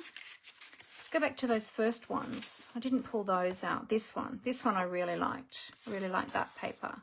Really liked that one. And then there was this one. Yeah, that one. So we've got, oh, and there's this one too. All right, so we've got the blues and the greens out of that. Well, actually, it's balmy blue and mint macaron out of that paper. Okay. Once we choose the paper, then we can just start doing the layers, and it will be, whoops, that was my knee on the desk. All right, and then for these ones, okay, we've got some suggestions coming in. Let me just scroll back up. Yeah, Amber said might need a little bit of colour. Yes, I agree. But we could do colours in the layers too. Fee likes the gingham. Yeah. Oh, you like the sorbet, Fee? Oh, you like the sweet sorbet? Okay. Oh, Amber said not the reds. Gingham takes us back down memory lane with the deckled rectangles. Yes. So back in the day, we were using, when we were doing a lot of country scenes back probably 15, 20 years ago, we were using a lot of gingham, deckled edged scissors. We used to do everything with scissors, the deckled edge scissors. Do you remember the different decorative edge scissors we used to have back in the day? In our clean out the other day, guess what we came across? We came across all of our decorative edge scissors. One of them was deckled. And I looked at some of the old cards I'd made with the deckled scissors. Oh my goodness, they were all wonky. They were all over the place. I love with the dies that you get that nice actual rectangle. And you don't need to measure. So yeah. So yes, this is very going back to some of our old styles, which I loved. Loved. All right. So then we've got these ones. Ooh. Okay, what about that? That could be good too in the background. Oh, Amber said she thinks I need to use a gingham now. Yes, maybe I do. Maybe that's what I do need to use. There's this one too.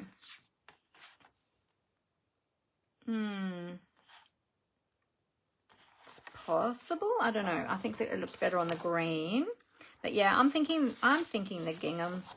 Well, this one I thought would be nice too, if you want a really distressed sort of look, because we've got, this is actually Cajun Craze. The road kind of has gone a little bit lighter.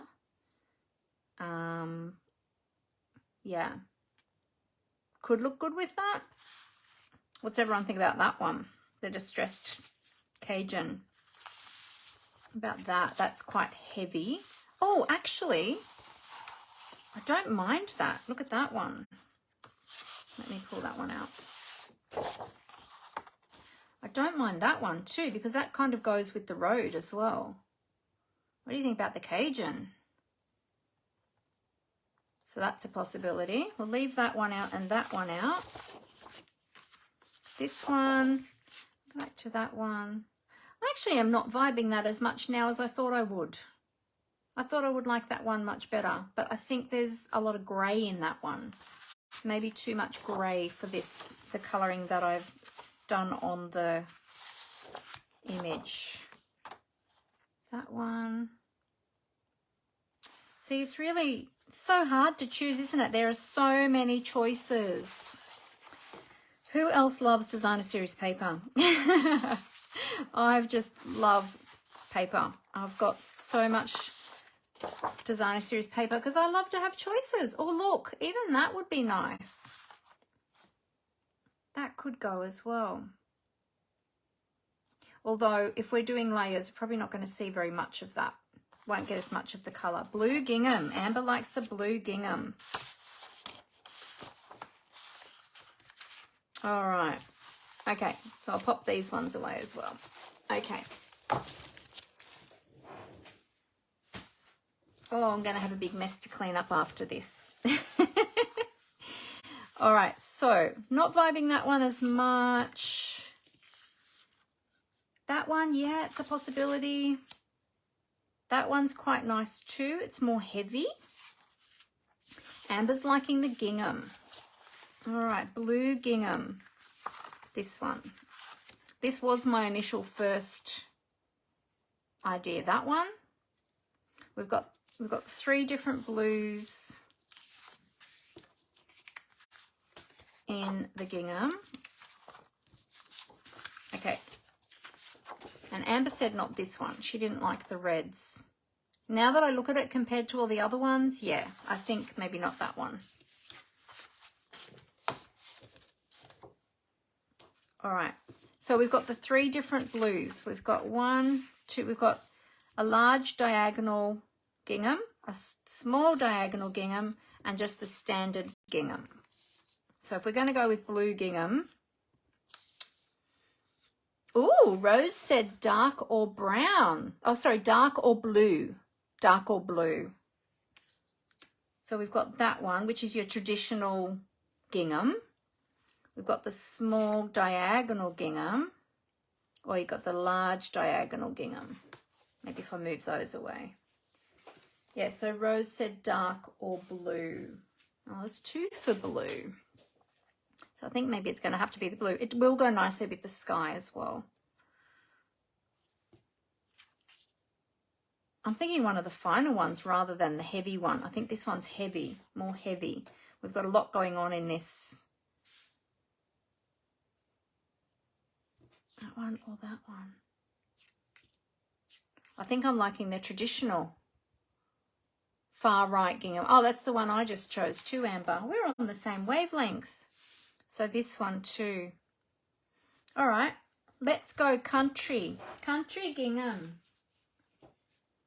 You know what? It will be interesting to see it made up in different designer series papers to see how different it would look. Oh, that looks really nice on camera, actually. Yes. Oh, Rose likes this one too. Yes. Sorry, Fee. You got outvoted with the sweet sorbet. We're going with the blue because we've got the blue there in the sky. So that will coordinate really nicely. Okay. So we've got, all right, we need some layers. Okie dokie. So, all right, well, let's bring in some, let's see, what color layers will we have? Look at to see the colors that we've got in here. What if we bring in a little bit of Cajun and just have a look and see what that would look like with a layer? All right.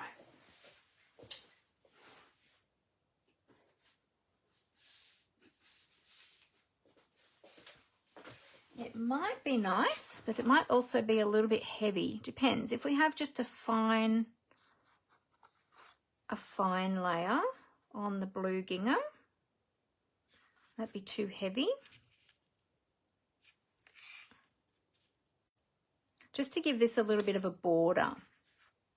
Amber said she feels like I need to post a throwback to an old country card from back in the day, or perhaps not. Yeah, we'd have to be selective with which one we chose. So Amber and I found in our clean out, we found a whole heap of old cards, photos of old cards, and we just looked at some of them and went, what were we thinking? Oh my goodness. But, you know, I think card making has evolved, and obviously we've learned a lot more skills and techniques and things like that since then, since we started out.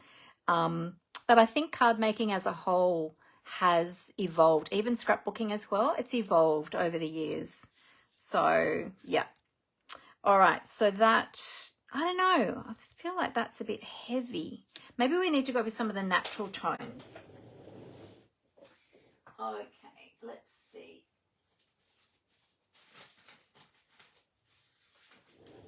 Crumb cake.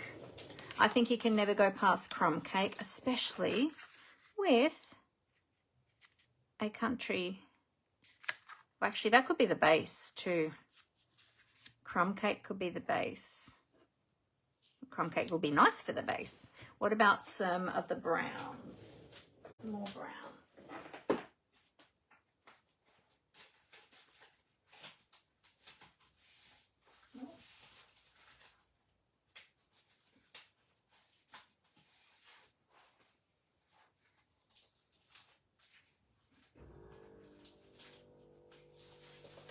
Okay, so we've got some early espresso. That fit that way? No. Just pulling out all my colors. Oh, that's really deep. That's very heavy, isn't it? I think that's going to be too heavy. Yeah, that's way too heavy. So I like the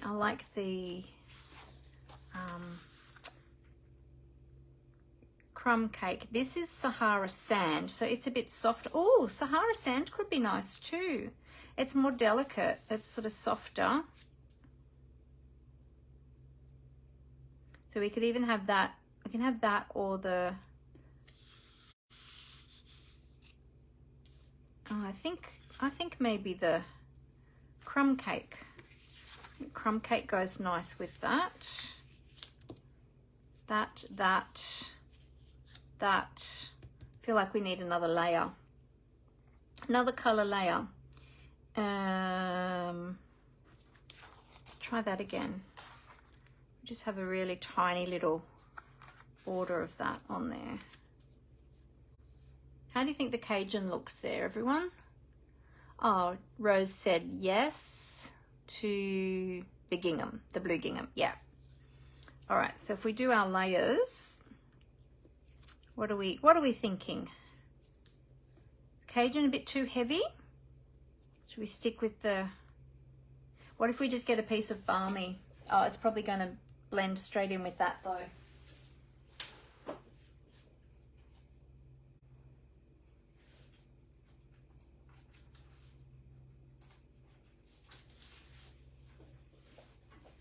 We could have, that's the balmy blue cardstock is quite a bit brighter actually than the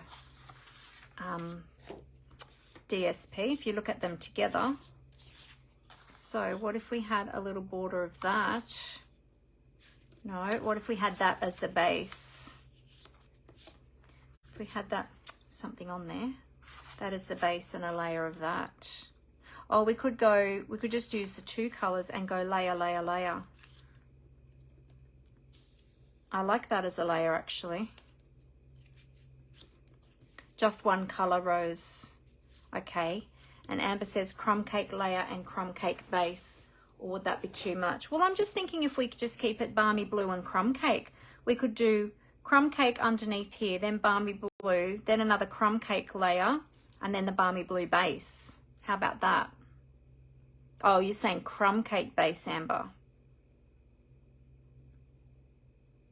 Yeah, maybe. All right, let's grab another piece of crumb cake. I'll put these ones away. I think these ones just weren't working. I'll grab another piece of crumb cake.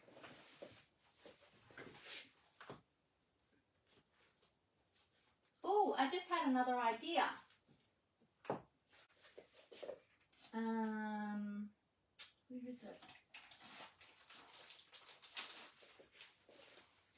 I just had another idea. We've also got the craft cardstock. What about craft? Could use that as a layer.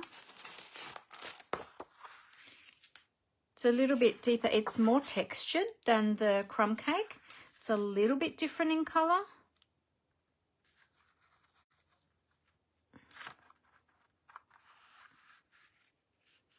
About that. It's not a huge difference, but can you see the difference in the color? It's a little bit different. Could use that too. And it's got a lot of nice texture in it too. I love the texture in that. And then we could use that as the base.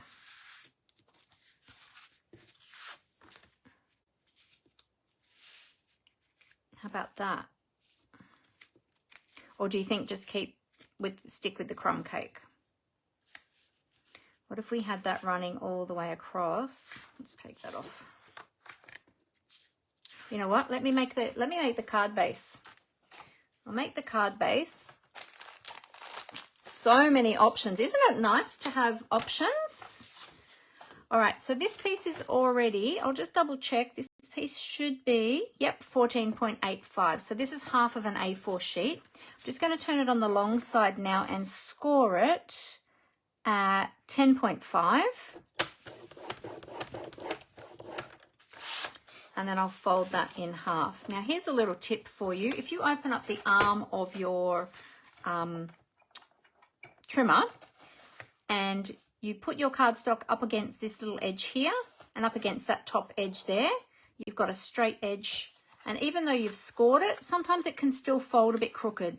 But if you push it into that corner and up into that edge, then you should get it nice, oops, nice and straight. So I'll bring my bone folder in, whoops, dropping everything, burnish that, and you'll have a nice even folded card.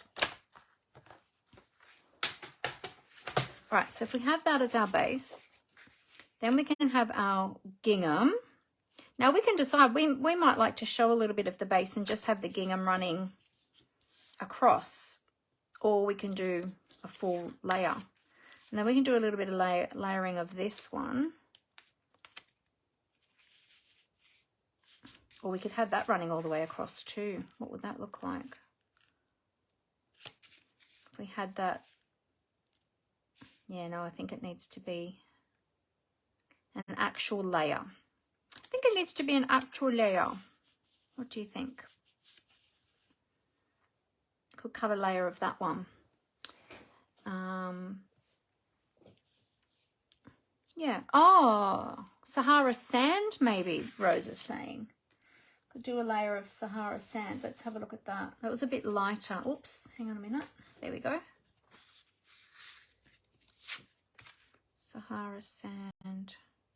Does look nice on the Sahara sand. Is it a bit too wishy-washy though?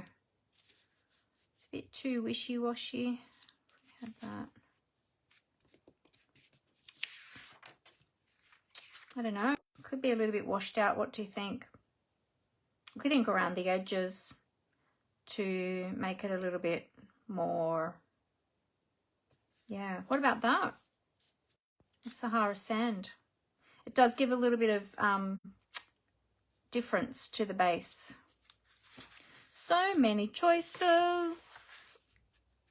Is that one too? Same. So that's the, okay, which one?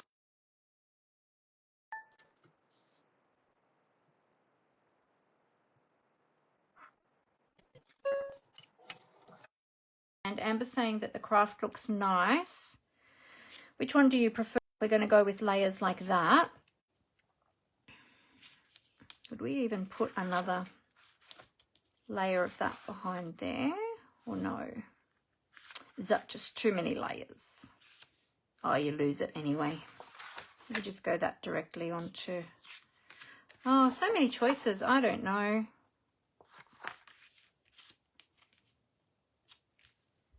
I do like the texture of this one. Could have a long layer.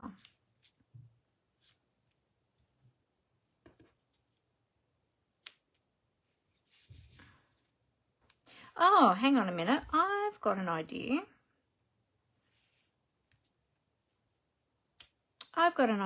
Okay, so what if we have crumb cake as the base? We'll do a layer of this one. And I might have that go right to the edges. Weird sound again momentarily as the alarm was being turned off. Oh, it's bizarre. I have no idea why that is interfering with my phone. It shouldn't be. Shouldn't be interfering with my phone. Okay, well, we'll know that for next time to tell Dad if he's coming or going not to use the alarm.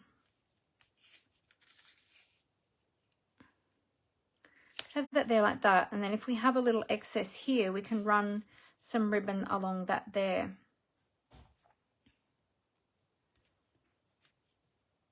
Do we just layer it up? So many choices.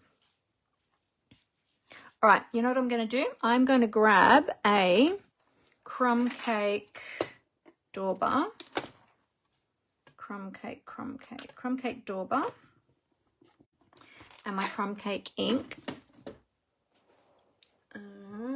Crumb cake, where are we? Crumb cake, there we go. So is anyone crafting along with me? I forgot to ask that. And I'm losing all the pretty blue. Okay, so I need to just have a little bit of, just a little layer of that then on the blue.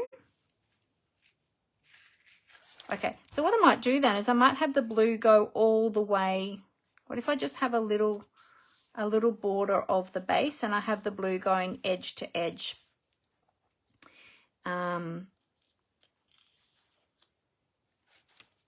Fia's now saying that she liked the Cajun card base with the blue. Let's see.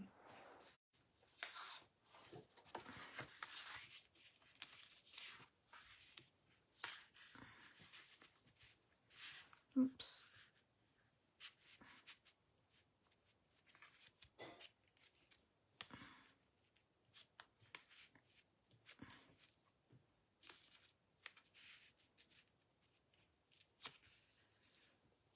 like that. You like that?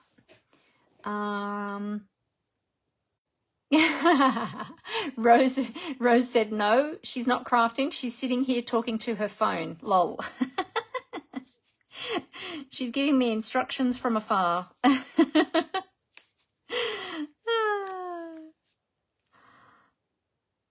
Yeah, that could also work. That could also work. You know what I'm going to do? I'm going to start with inking around the edges of this piece in what do you call it? Oh, all these colors now going out of my head. Crumb cake. That's what I'm doing. It's too stark white along the edges for my liking, especially being that we're doing sort of a country scene. So I'm just going to dauber the edges. As you all know, this is one of my favorite techniques, to dauber all the edges. Now, I assure you that for the event tomorrow, or starting tonight, but for my project, it is probably going to be the quickest project you've ever seen me make. I did it in under 30 minutes after doing several takes and lots of samples. Yeah, but yeah, you'll be so surprised how quickly I put together my card tomorrow in the catalog launch party event. So be sure that you check that out. Oh, Fee said maybe not then. Okay, too heavy. I think it might be too heavy with all the other colors. Okay, so if we've got that, then we have a little border of that. And then with the DSP, I'm thinking run it edge to edge. What do you think? And then that way we've got it, we're utilizing a lot of that beautiful paper. Or we can actually do, you know what? I think I might prefer to do a border all the way around so you can still see that crumb cake underneath. So let's do that. Let's cut this down. I'm ready to chop. All right, so we are going to cut this at, we'll leave a 2mm border. So we're going to cut this at 14.45 by, and keep your little strips because you can use that to decorate the inside or to decorate your envelope. So we'll turn that around now and we'll cut this at 10.1. There we go. And we've got another lovely piece we can use for another project, so don't throw that out either. Okay, so that's that layer. Whoops. Having to reach over everything to put my trimmer back down. So there we go. So there we've got our gingham layer. Okay, we've made a start. Good. Now, of course, we need to, I think, well, oh, wait. I think we need to ink the edges of that too, to coordinate with this. And then if we add that, but now that we've inked the edges of that, maybe the Sahara sand would be better, as Rose suggested. Or to give it a little bit more of a frame. Ooh. What do you think? It does stand out better on the Sahara sand now that I've inked the edges, doesn't it?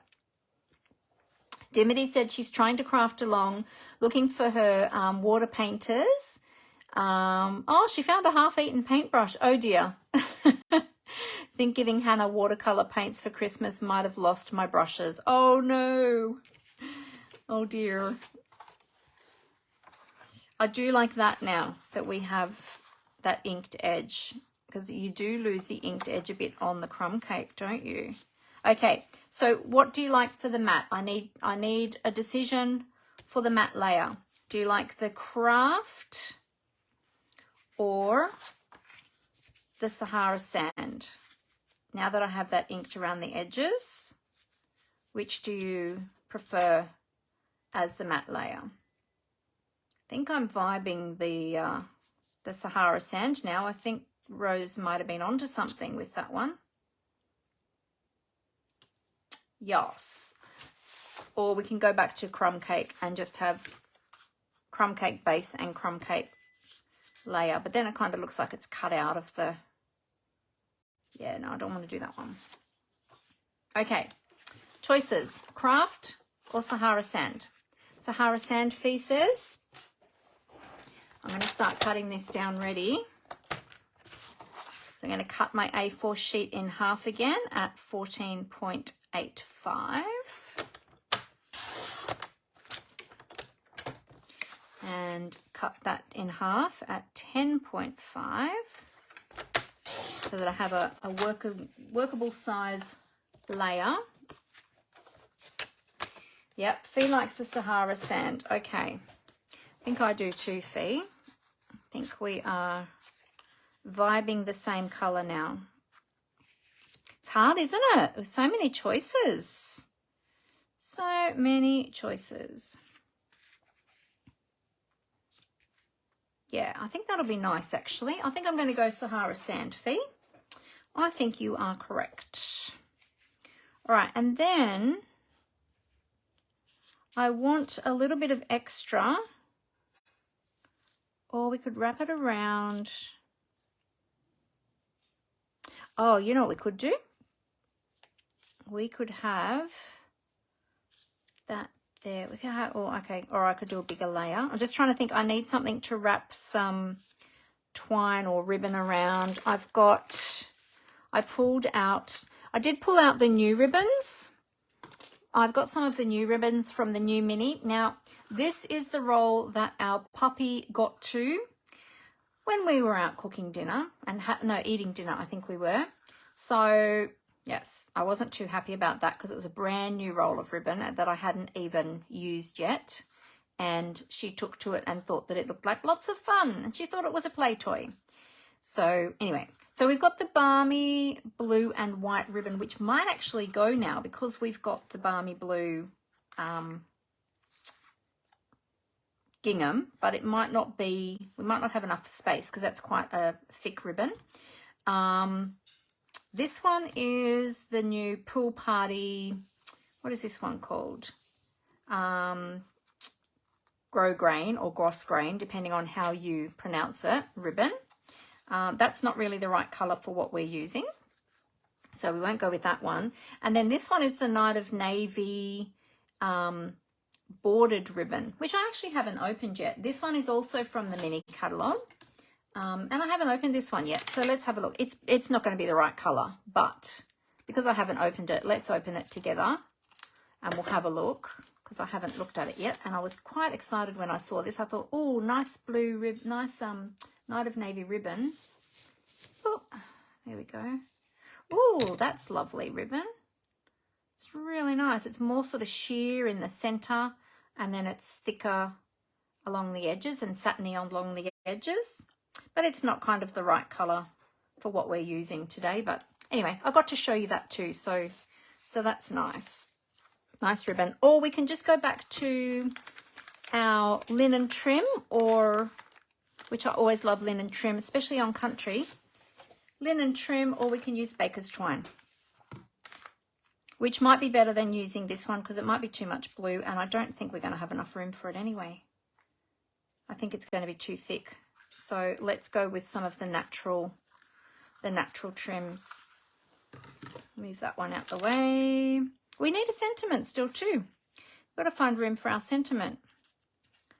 So I'm just struggling a little bit with this design because I'm thinking, all right, this is gone. This is not what I had in my head. This has changed direction. Do you do that? Do you start with one thing and then it becomes something else?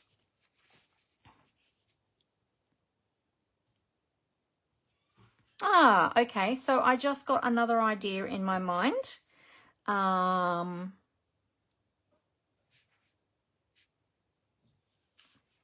So many different ways you could go, really. Okay, so let me have a look at the sentiments. Where's my sentiments we were going to use? Move that out the way. So we have the sending support sentiments. Oh, I like this one. Courage is being really scared and doing it anyway. I was going to do this one, sending loving thoughts and prayers, because I was thinking of doing a long sentiment. But if I want to do a not long sentiment, I want to do a different sentiment. That one might be a good one to do. That's a good one too. There are so many ways you might feel right now. Alone shouldn't be one of them. So you could stamp that on the inside and stamp that on the outside. It's okay not to feel okay. My shoulder is always yours. That's nice too. Yeah, so depending on which sentiment, I could do a sentiment on that side of that piece. I'm thinking I'm just going to cut a layer. I'm just going to mat a layer around this, and then we'll work it out from there. So I'm going to just measure with my pencil. I'm going old school, people. This is what I used to do. I would measure with my pencil. I never used to do anything on, like I never used to measure with the trimmer. I used to just measure with eye and put a mark and then cut it.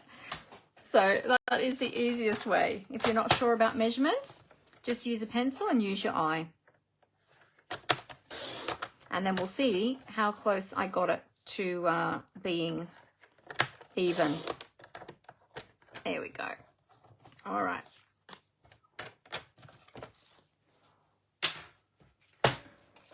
Okay, I've got a little pencil mark there, and there actually. I'll just rub them out. Didn't quite cut it on the pencil line, but that's okay. All right, and then we mount that on there. All right, so that gives us about a 3mm border-ish, because we did it by eye, so it's not accurate. Okay, so that's good. All right, I feel like I just have to ink distress my DSP.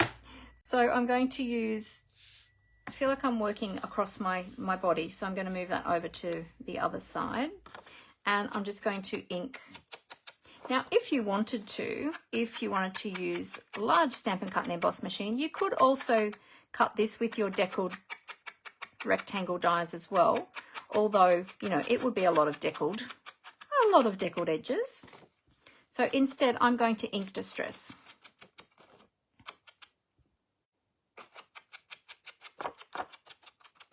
Just to, just to stress it a little bit more, make it sort of give more of that country feel, bring in a little bit more of the browns.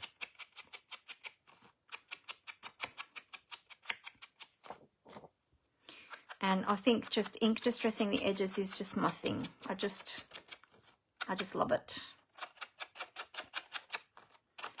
It's a technique that's been around a really long time. And these sponge daubers are awesome. There we go. All right, good. Yes, let's just add a little bit more up here. All right, there we go. Beautiful. Okay. All right, and then we've got these two layers.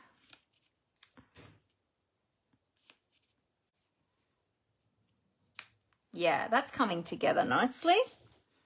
All right. I don't think I'll ink distress the Sahara sand. I think I'm going to leave that just plain. I don't think I want to ink distress that one. Beautiful. Yeah, okay, that's coming together.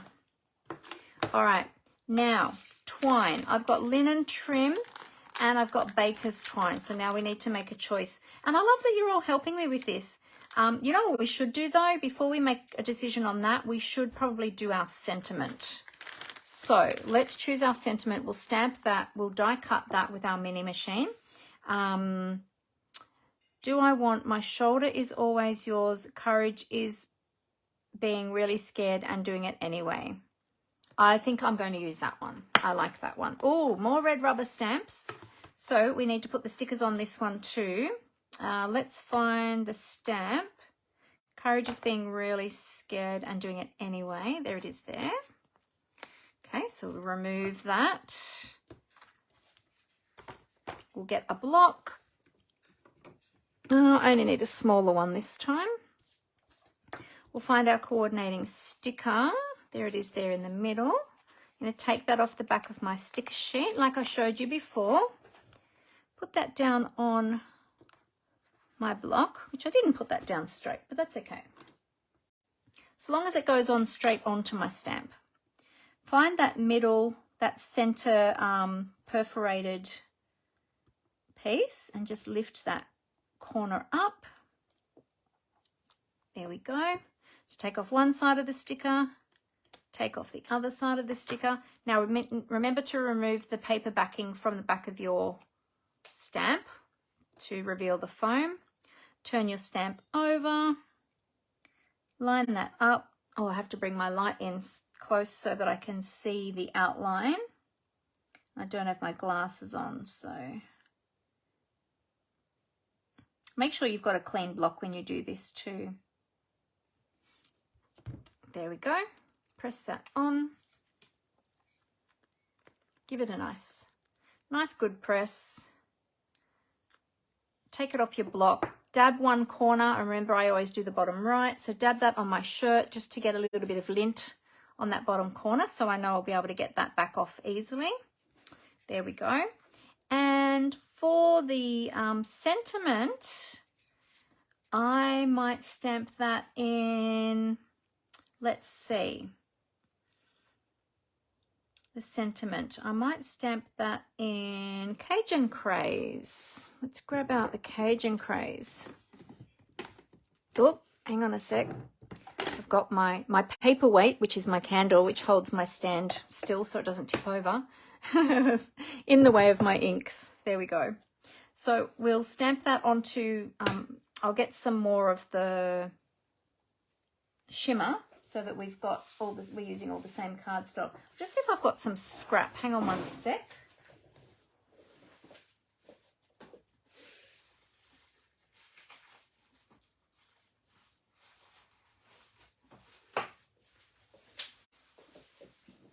Shimmery white. There we go. See, you should always keep your scraps because they come in very handy for stamping your sentiments.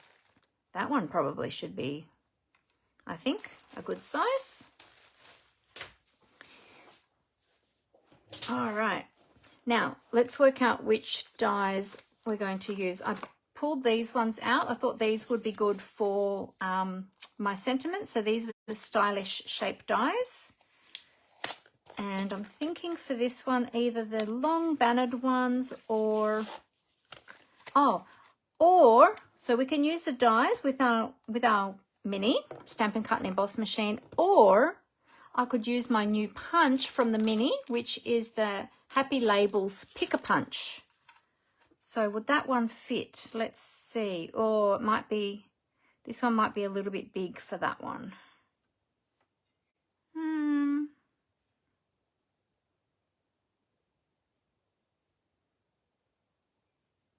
Might be a bit big for that particular sentiment, but that is a brand new punch. I used that on another project that I did last month, and that's got two different decorative ends, and there's 3 sizes that you can do in those ones. So that's a really good punch as well from the new mini catalog. So look out for that one. But I think we're going to go with the dies. I'll stamp it first and then we'll work out which, well, actually, no, I need to make sure I've got enough cardstock. Oh, it would probably be that one anyway. That will fit, yep. I just wanted to make sure I had enough cardstock that I can fit the die around it. All right, let's use Cajun and we'll see how that looks.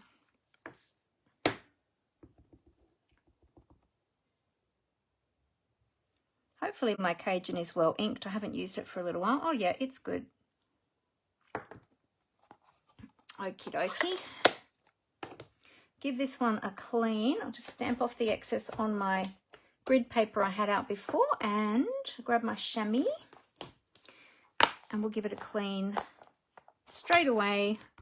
Want to clean our stamps straight away, as I always say, to keep them in good condition. And because we've just used the classic Stampin' pad, or the classic ink, it is water-based, so we can just use our Stampin' Chamois. We don't need to use the Stays On cleaner for this one. There, so that will go nicely. Yeah, that will go nicely. All right, so do we want a banner? Do we want a banner? So the banner, oh, the banner would look nice actually. Or do we want a circle? I think I'm vibing the banner actually. Yeah, I think I like the banner.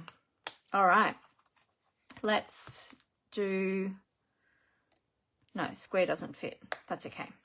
All right, yeah, we'll do the banner and we'll die cut that with our mini machine.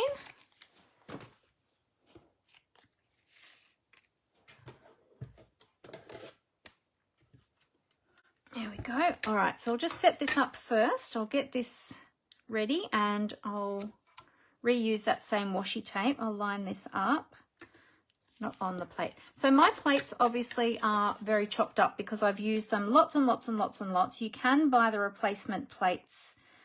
You will need to replace them in time. It depends on how often you use them as to how often you need to replace them. And that will be very personal because that will depend on, yeah, your usage. Mine gets quite heavy usage because I'm doing Facebook Lives. I'm preparing for classes and things like that. So mine get used all the time. So I probably replace my plates about every few months, I guess, my clear plates. Yeah, but then, yeah, as I said, I'm using mine all of the time. All right, so we'll take that through our mini machine, our beautiful mini machine that you can get in your starter kit. Remember, I talked about that at the beginning.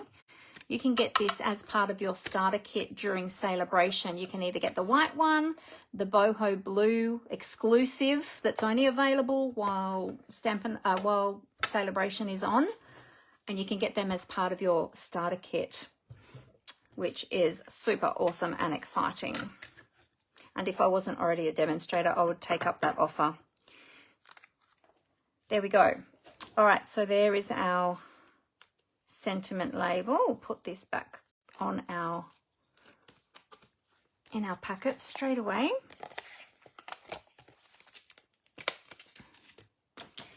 There we go. And this, I think, does need to be inked around the edges because we've got the main piece inked around the edges. So we'll get our crumb cake out. And I love the stitching around the edges too. And the stitching goes beautiful with the country theme and the gingham, because, you know, stitching and gingham, it's another thing we used to always do, was a lot of stitching on our projects back in the day, around the same time probably as the gingham and the country. Yeah. And the deckled.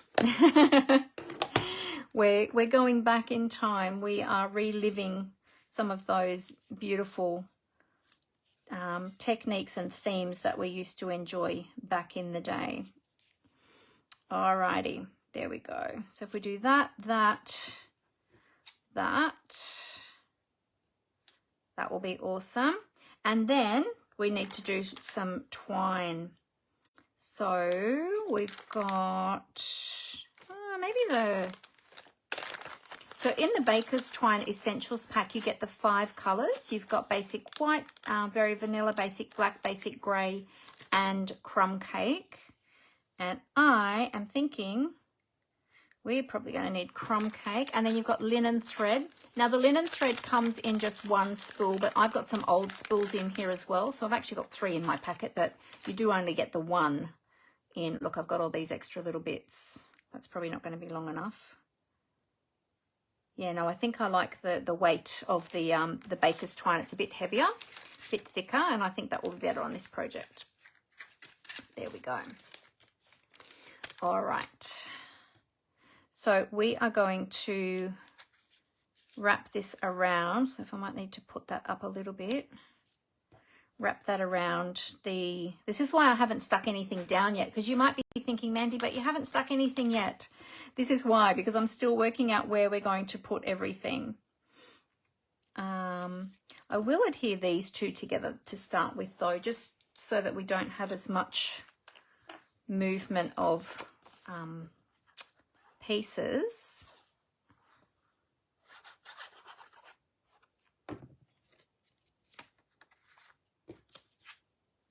Move those out of the way. I'll just adhere these two together. So thank you all so much today for helping me make the decisions of all of the layers and the colours and the designer series paper. Because, you know, it's always fun when we all craft together. And also too, I am a little bit out of the loop because I haven't crafted in 2 weeks. So there you go. Yeah. Okay. So we'll do that and then that. Now, if I put that up on dimensionals, maybe this needs to go around this. And then I could tie a bow over this side. Yes, I think that's going to need to be what we do. Alrighty. So we'll wrap this around a couple of times. I'll snip that off. And then we'll tie, I don't know, we might even just tie a knot today. We'll see. We'll get this happening. There we go. So, those that weren't on earlier that are jumping on now, how's your Christmas and New Year's been? Have you done anything special?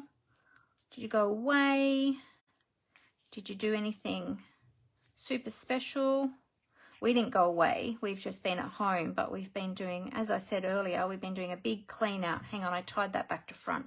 Now my bow's not going to sit right. Hey, Martha, how you going? Great to have you with us. Thanks for joining. Yeah, so we didn't go away, but we have been doing a big clean out in our house, as I mentioned earlier. And you might have seen some posts about that too, because I've been posting up. Oh my goodness, we're working on my craft room cupboard at the moment, the wardrobe, not the storage that you see behind me when I have the camera showing my face. But yeah, oh my goodness, it's just been, you know what, I think I'm just going to tie a knot today. I don't think I am vibing the bow. It's been huge, a big undertaking. And we've got rid of so much stuff, or we are getting rid of so much stuff. We're having a couple of council cleanups. Yeah, and it's just been a lot of work. But of course, you know, my girls have been amazing. And because I can't do the lifting, they've been doing all the heavy lifting and things. And I've just been instructing and just sorting through boxes that I can sort either on my lap or on the table and things like that.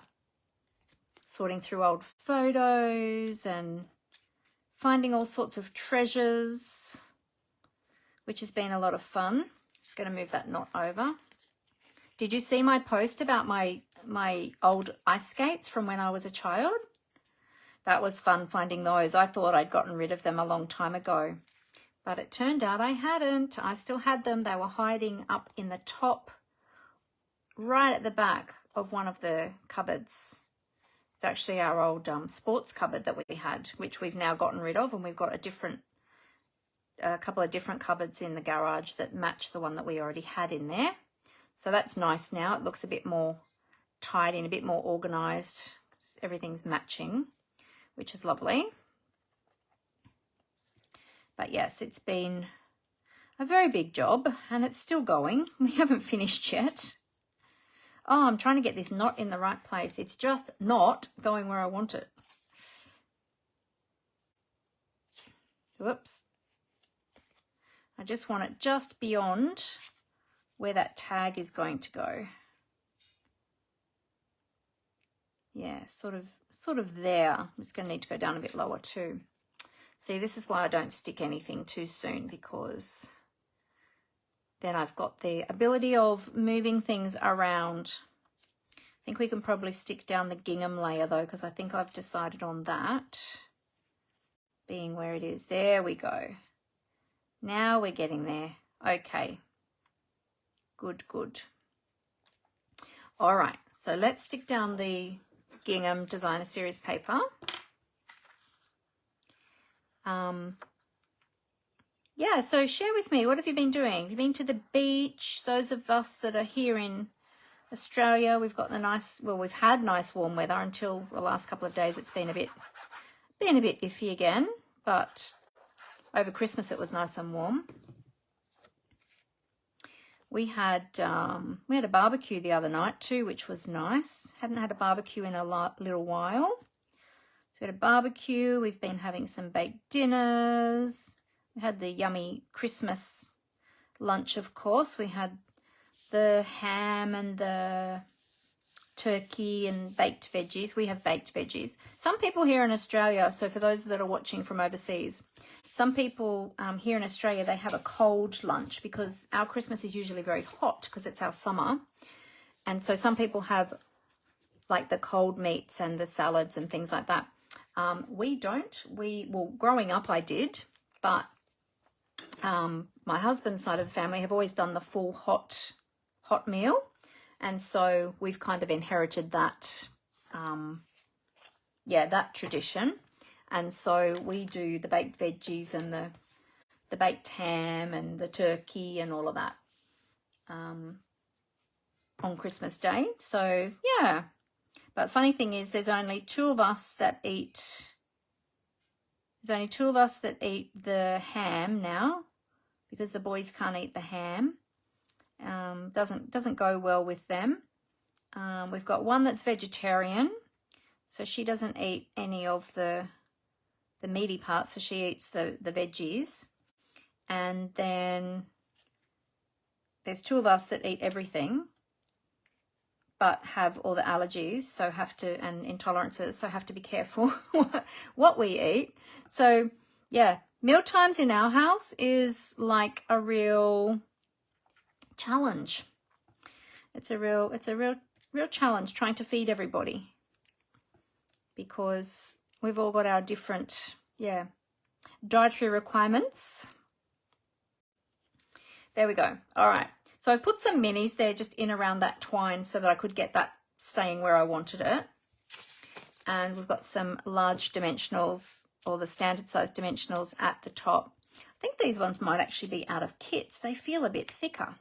Sometimes when you get the dimensionals in the kits from the kits collection, the dimensionals are a little bit thicker than our standard dimensionals. But we'll see how we go. Because I've got a mixture here of the minis, which are from the standard range, and the large ones, which I think feel like they're from a kit. But anyway, we'll see how we go. Alrighty, so let's just pop that. So this is just this has ended up just being a really simple design. Wait, before I stick that, I'm just thinking, don't stick yet. I'm just going to sit it there lightly because I'm thinking of something else to add.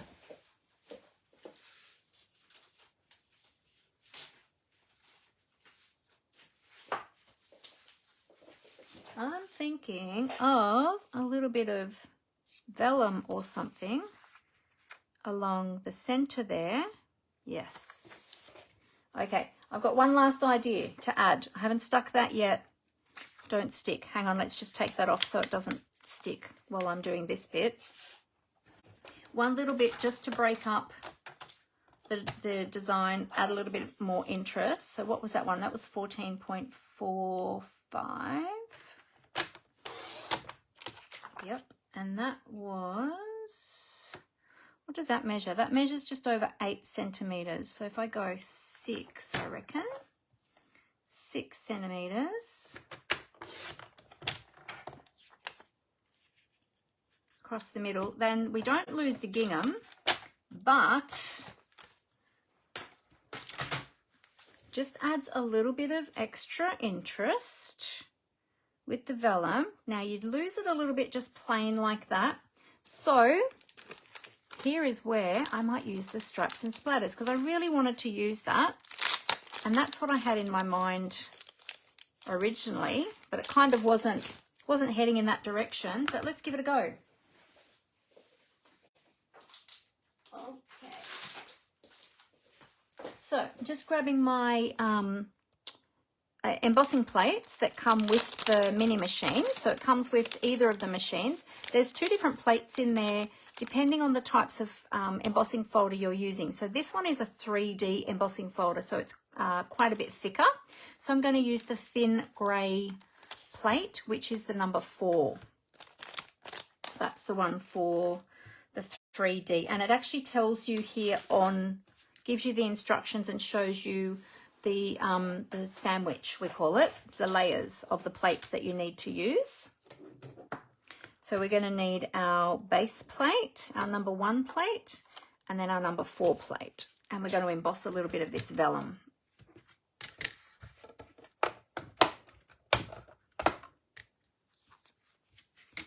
So we're going to put our vellum in there. We're going to put our number 1 plate, then we'll put our embossing plates, and then our number 4 plate. And we'll take that through our mini, our little mighty mini. I like to call it the mighty mini because I think it is such a powerful little machine. It does so much, and I just love my mini. And remember, you can get the mini in the starter kit. It's part of the Sale-A-Bration special at the moment, the join special. You can get the white or the boho blue mini machine in your starter kit. All right, so then if we add that across there, and then how will that look with that on there? Oh yeah, yep. That's it. That's what I was looking for. I was looking for something a little bit extra. Okay, so to adhere this, let's see, I need to just put the adhesive in the middle because, and it's embossed. So I'm going to use some tear and tape because the adhesive will show through the vellum. So we just want to put the adhesive where it's going to be covered up. So if I put this here in the middle, I can see where I can safely add my adhesive where it's not going to show through the vellum or like past the piece that's going over the top. So, yep, so that'll be a good amount there and there. And the reason I'm using the tear and tape is because this panel or this layer is now very textured with that embossing folder. So I want to make sure that I get a strong adhesive on there. All right, so we're going to add this now to the center here. And it's going to go edge to edge. Get that lined up with our gingham. The good thing is with the gingham, it's got the check on there too, so it helps you to line it up. There we go, press that down. Now we can add this over the top. We've already taken our adhesive off there. So we'll line that up in the center. There we go, and then we're going to add our sentiment label there. So we're going to pop that up onto some dimensionals as well. So I'm just going to adhere it. I'm going to put some minis across the top here because I'm going to straddle this twine. So I'll just put 3 across the top there. And let's just see. And then that's going to, whoop, did I put that too close? No, that's all right. Yep. And then that's just going to hang off the end there. If you wanted to, you could add a couple of layers of, I would probably chop these ones in half and have 2 layers high there. But I think it will be fine just with these at the top. It'll hold it on. Oh, my tummy's rumbling. It's getting hungry again. I ate not long before I started, but I guess I've been on, I don't even know what time it is. I haven't even looked to see how long I've been on. But I'm expecting it's been a while because I've been showing lots of things today and creating a card. All right, so let's cut those off there. So we've just got our little tails there. You could tie a bow if you wanted to instead. But yeah, I didn't want the bow to take away from, oh, it's looking lovely. Thanks, Fee. I didn't want the bow to take away from the image. And then to add a bit more texture, I like to separate the twine. So I just sort of untwist those ends and just sort of fluff it up a little bit with my fingers just to add extra texture. Because, you know, I love a bit of texture.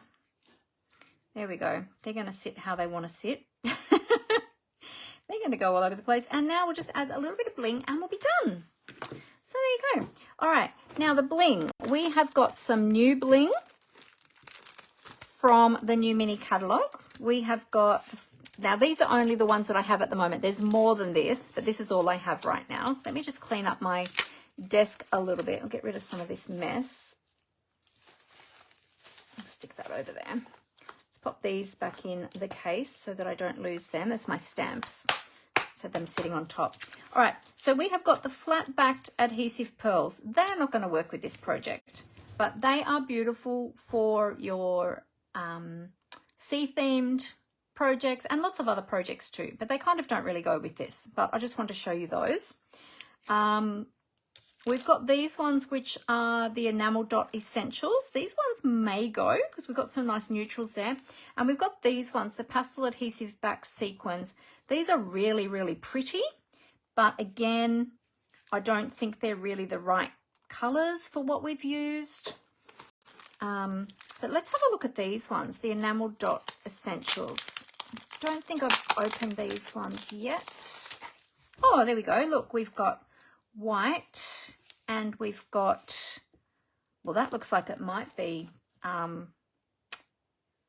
crumb cake. And these ones are actually a really deep night of navy. They look almost black, but they're actually night of navy. You know what? We could keep it really neutral and go with those ones. Let's do that. Let's use some of the new pretty ones. Enamel dots. All right, so we might use, let's see, let's put a large one up here. Oops, I got a little bit of extra fluff on there. Come off there, you.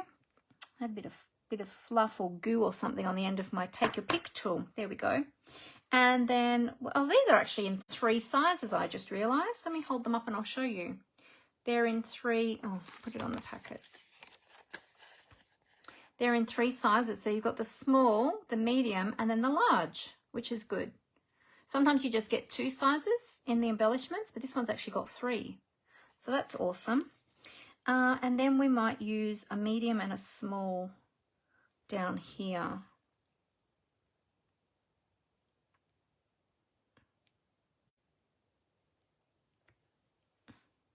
So we'll put one there and one there. There we go. How cute are they? They're really nice. You know what? They might even be Sahara sand because they look close to, I have to have a look in the catalogue. They look close to the colour of the Sahara sand cardstock that we've got there. So let me just have a look. I'll just have a look in the back of the catalogue and see. All right, which ones are these again? See, I've forgotten the name already. Enamel dots. Enamel dots. Let me show you in the mini catalogue. Here's all the new embellishments. So there's all of these. Oh, I do have these ones, the loose daisy embellishments. I didn't get them out because I knew they weren't going to go.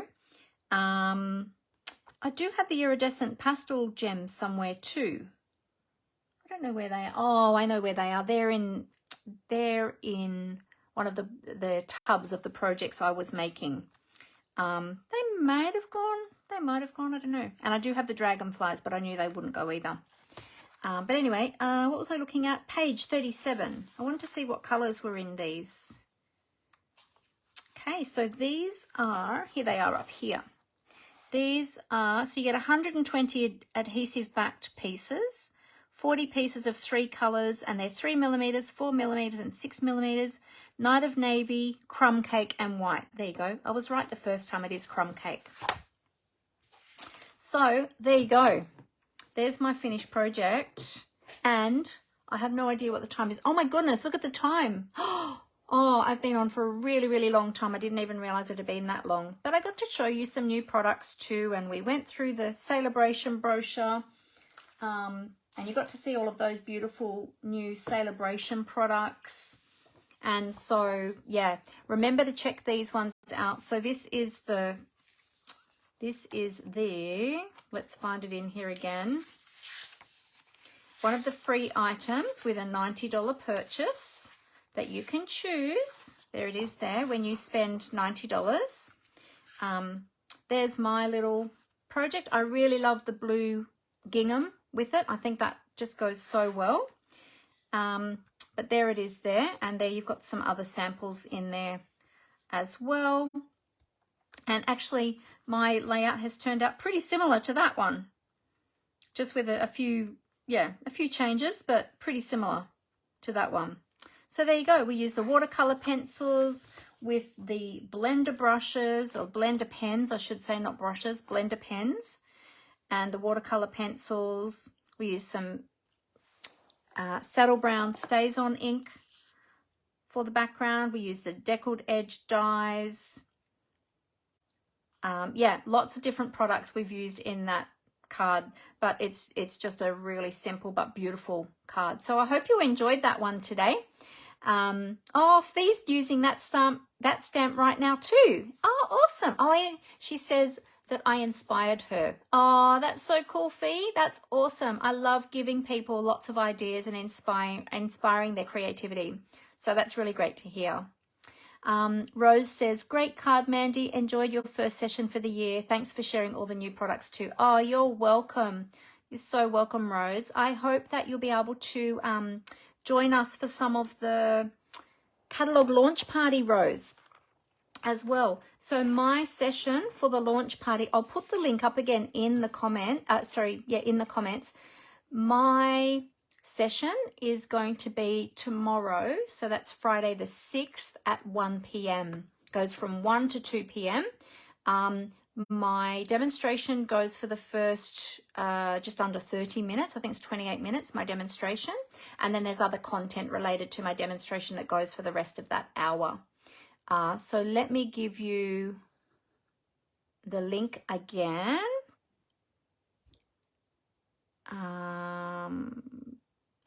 Yeah, but the launch party actually starts tonight here in Australia at 6 p.m.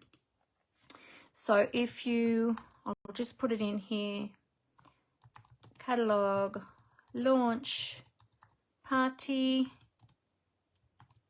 There's the link there. Now, just to let you know too, when you are, or actually, let me tip the camera up to my face and I'll explain to you how the launch party is going to work, because there's a few things that you'll need to know. So bear with me one sec. I'll just put the camera up. Stick with me for a moment. Hang on a sec. Here we go. I think, is that the camera? Have I covered up the camera? It's hard to find it on my new phone. Okay, here we go. I'll just adjust this. No, I didn't adjust that properly. What did I do? Oh, I've got to adjust this one.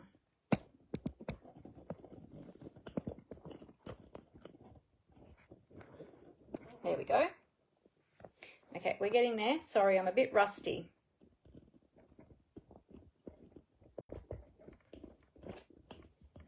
All right, bear with me.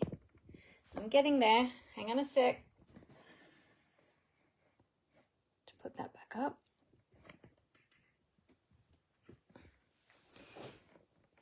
And I need to flip. There we go. Got there in the end. Oh my goodness.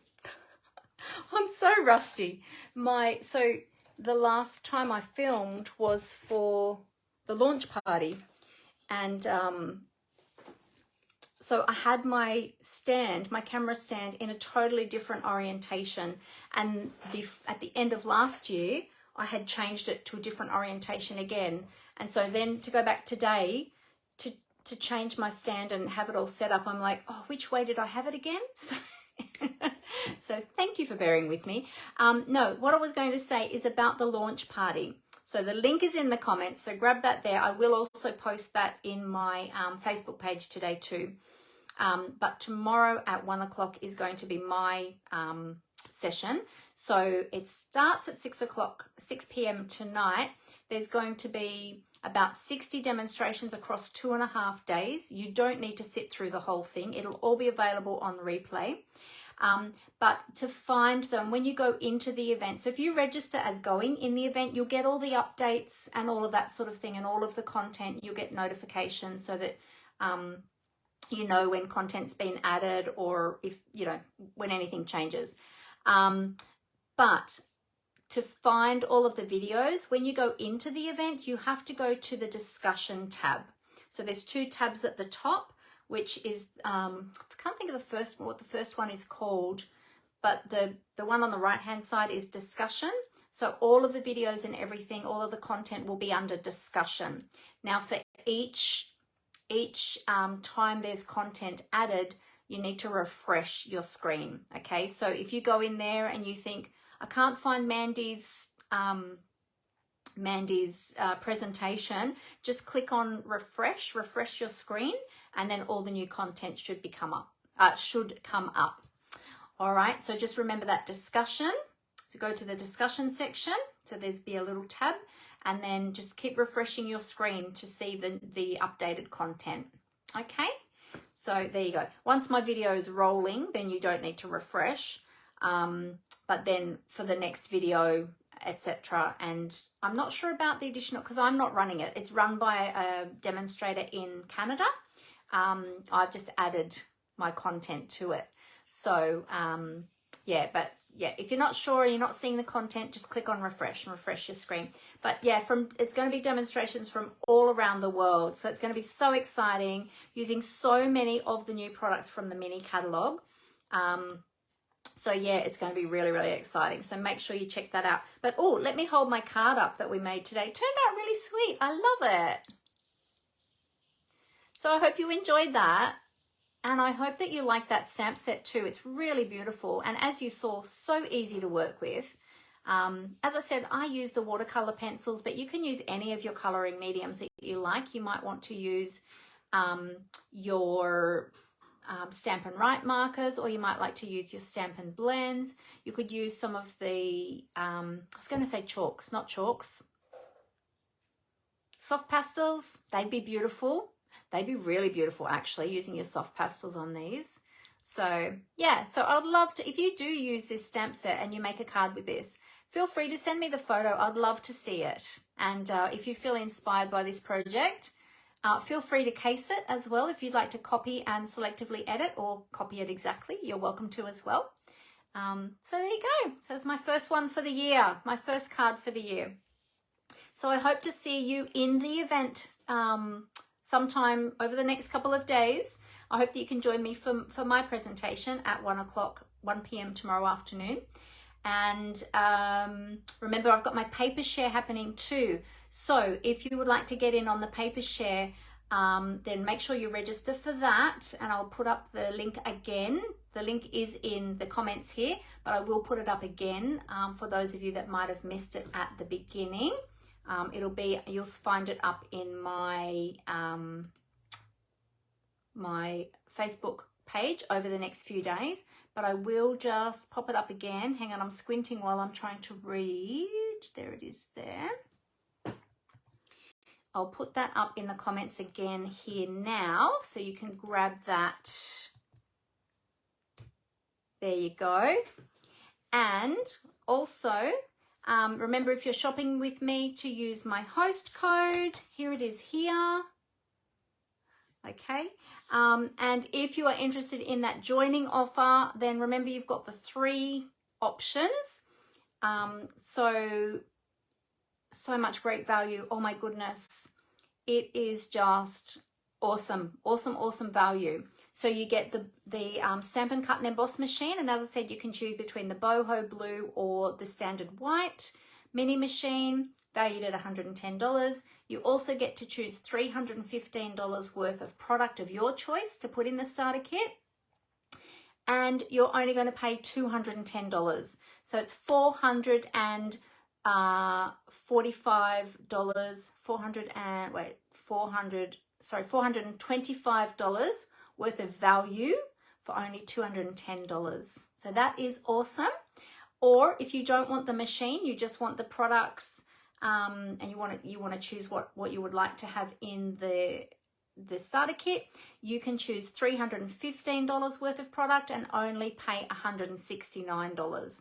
So that's an added $80 on top of the usual $66 worth of free product you get in your starter kit. So many figures. But yeah, great value, great time to join. Would love to have you join our beautiful stamping community. So if I can help you with that, or you've got any questions, please feel free to get in contact with me. I'm happy to answer any of your questions. And there's no obligation for asking questions, okay? No obligation, no expectations. Just feel free to ask. All right. Well, I will let you all get on with your day. I have got a lot. Oh, Cindy said I might be sleeping when your event is on. That's okay, Cindy. It'll be available on the replay in the event. So feel free to go back and have a look at it later. So you just might need to scroll through to find it. Or you can do a search. You can do a search for my name in the group, in the event as well. It should come up. So there you go. Oh, Cindy said beautiful card. Now she wants the stamp set. Yes, well, free with a $90 purchase. Super easy. Rose said she's going to try to come tomorrow to the event. Awesome. Fantastic. And look, no pressure. If you can't make it live, Rose, don't worry. It'll be available on replay. You'll still be able to watch it later. So yeah, so don't stress. All right, I'm here to help you. So let me know if there's anything I can do to help you or you have any questions. But otherwise, I will see you hopefully tomorrow for the mini catalog launch party. And then again, I will be live next Monday afternoon at 4 p.m. and again next Thursday at 11 a.m. So you'll see me every Monday and Thursday now. Monday afternoons, Thursday mornings. So have a great day. I hope you get some crafting in there somewhere in the next few days. And I look forward to seeing you all again soon. Happy crafting. Bye.